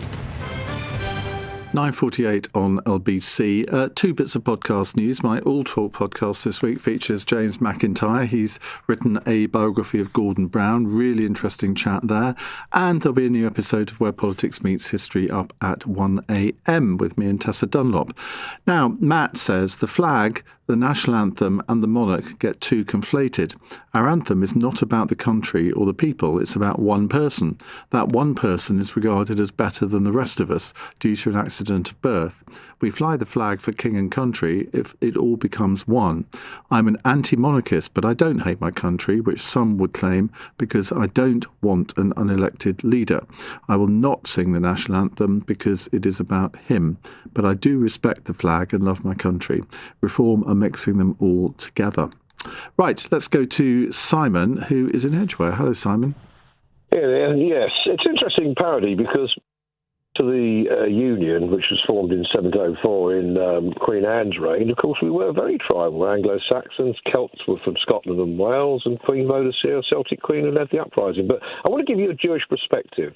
My grandparents came here fleeing some of the worst anti-Jewish pogroms in Russia and Poland, and this country opened its doors to them, and I'm delighted that this country, what it's done for us. As British Jews and as England, for those of us who are in England, we are very patriotic. We appreciate that this country opened its doors, and I will not have a word, this negativity against this country and the flag is appalling. I am proud to be British and I'm proud to be an Englishman, and my community are. And as we have integrated, we are the classic example of an appreciation of a country that opened its doors. And I think that's excellent. I mean, but that is Britain rather than England, isn't it? But I think it's important. I think I get very angry that people keep this negativity about the embarrassment of the flag, and I don't feel comfortable. Well, if you don't like our customs, if you don't appreciate the fact that this country has given you a passport and a home, it's very simple. Go to the nearest airport and fly out. No one's asking you to stay. Okay, concisely put, Simon. Thank you very much. Brian says, wasn't the flag damaged by the football supporters in the 1980s? Yeah, that was the Union flag, though. My recollection was that wasn't really the English flag all the time, and I think that those two things have got a bit conflated. But the English flag was reclaimed. I mean, if it was being abused by these extreme right-wingers in the National Front and the BNP, well, Euro 96 put paid to that. But I think nowadays we are in danger of it being reclaimed by those very extremists. I mean, if you look at the so-called English Defence League, led by, I'm not even going to give him any publicity. They, I think, are the ones that they pretend to be patriots. I think those were the people that Keir Starmer was referring to as plastic patriots. Abid in Wolverhampton wants to have a word. Hello, Abid. Hello there, Ian. How are you? Good, thank you. What would you like to say? This talk about the English flag and kind of come on to Englishness.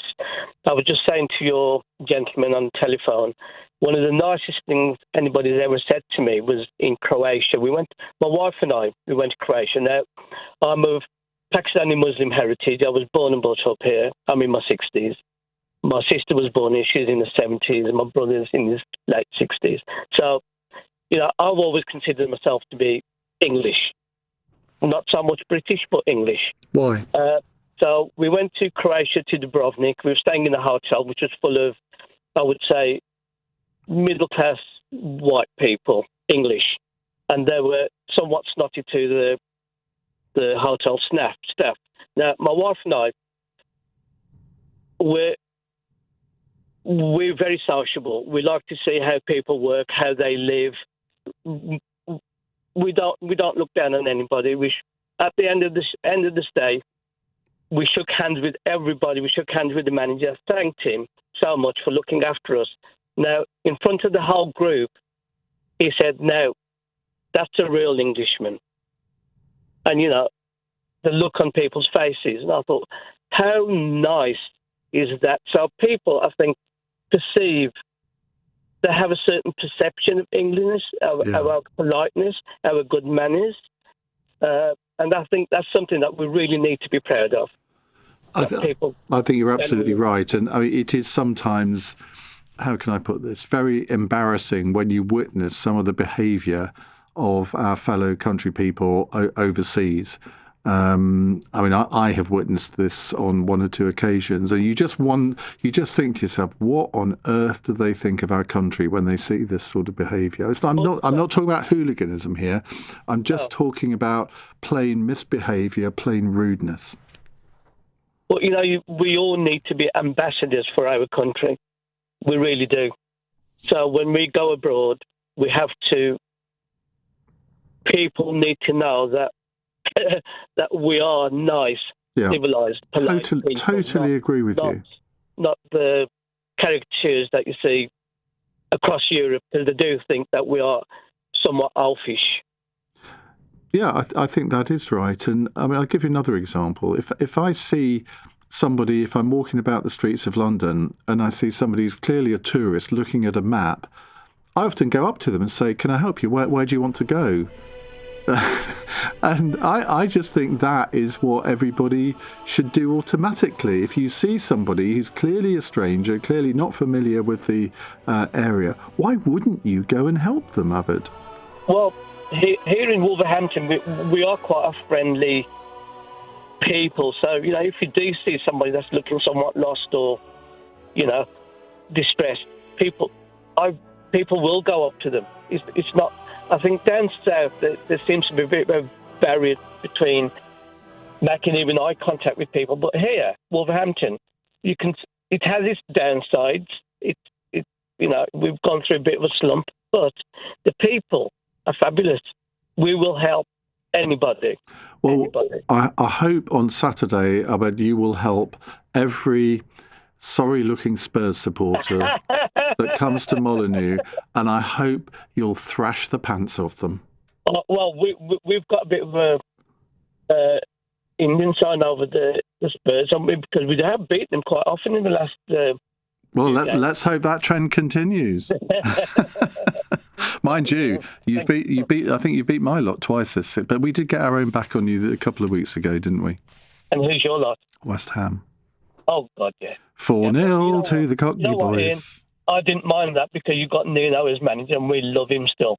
Is that right? Because he's back in a heartbeat. It's taken a bit of time for us to warm to him, but I think we have now. Oh, we should come back. I really do. But without Chinese owners, there's not a chance. Well, you'll be back in the Premier League. Thank you very much indeed, Abed. Great call. Let's go to Louis in Worcester Park. Hello, Louis. Hello, Ian. What would you like to tell us? I'm incredibly proud of the St. George's flag for two different reasons. I am British. I'm originally Catalan, and St. George's is also the patron of Catalonia. All right, didn't know that. And actually today is a really special day in Catalonia, and especially in Barcelona.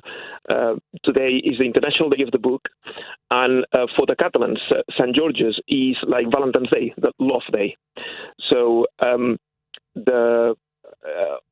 in every street in Barcelona, you will see people selling roses, and also all the bookstores, they have stalls on the street, especially in La Ramblas, selling books. And there is St. George's flags absolutely everywhere. So for me, seeing the St. George's flag here also makes me, it's proud, double whammy for being English and for being Catalan. Well, it's a great thing to say, Louis. You've educated, certainly me, because I didn't know that he was a patron saint of Catalonia as well. Thank you very much. Martin says, not listening to your show anymore for your comment on Spurs. I mean it in a kind way, Martin, because, look, we're both in the same situation. Yeah, we are 2 points ahead of you, but I'm not confident that it's going to end up the right way. So we'll have a group hug, shall we? Let's go to Nick in Richmond. Hello, Nick. Hello, good evening. Nice to speak to you. I wanted to speak about this subject for many years because you've been on the radio talking about it, and I've got in tonight. Thank you. Anyway, a few years ago, I wrote to the Culture Secretary off Green Lane, Green Park, where the office is, and I spoke to them about the flag, about it should be flown outside every hospital, every job centre, not job centre, but council halls and hospitals. Just that flag, the British flag, and then everybody will know where they are. Because the other thing is, people come and they want to be British, so they must understand the British culture. But a lot of people don't respect the flag. And getting back to the St. George's flag, up in London Fields, up Camden Town way, the back end of Camden Town, I walked up there and there was such a big flag. The post must have been 40 foot high and a big St. George's flag, and it made me proud to look at it. Well, that's a great way to finish the hour. We have to do that, Nick. I'm sorry, I'd like to talk to you for longer. But thanks to all of you for your calls and messages this evening and throughout this week. I'll be back on Monday evening from 7, live from Washington, D.C., keeping you up to date with all of the crucial bits of the King's State visit and his meetings with Donald Trump. If you missed any of this evening's show, you can, of course, listen back on our free Global Player app or the LBC app. Coming up at 1 on LBC, it's Clive Bull. But right now, in for Ben Kentish, is Henry Riley. Very jealous of your Washington trip. Good. Thank you very much, Iain. Good evening at 10 o'clock. I think it's good value for money, but we also have flexibility in this agreement. So yes, we are paying more, but we're only going to pay for the things that we know work. Right, ready? Join me, Iain Dale, live from Washington, D.C., with a range of guests as we break down every minute of this historic... Join me, Iain Dale, live from Washington, D.C., with a range of guests... would end blanket 20-mile-per-hour schemes to get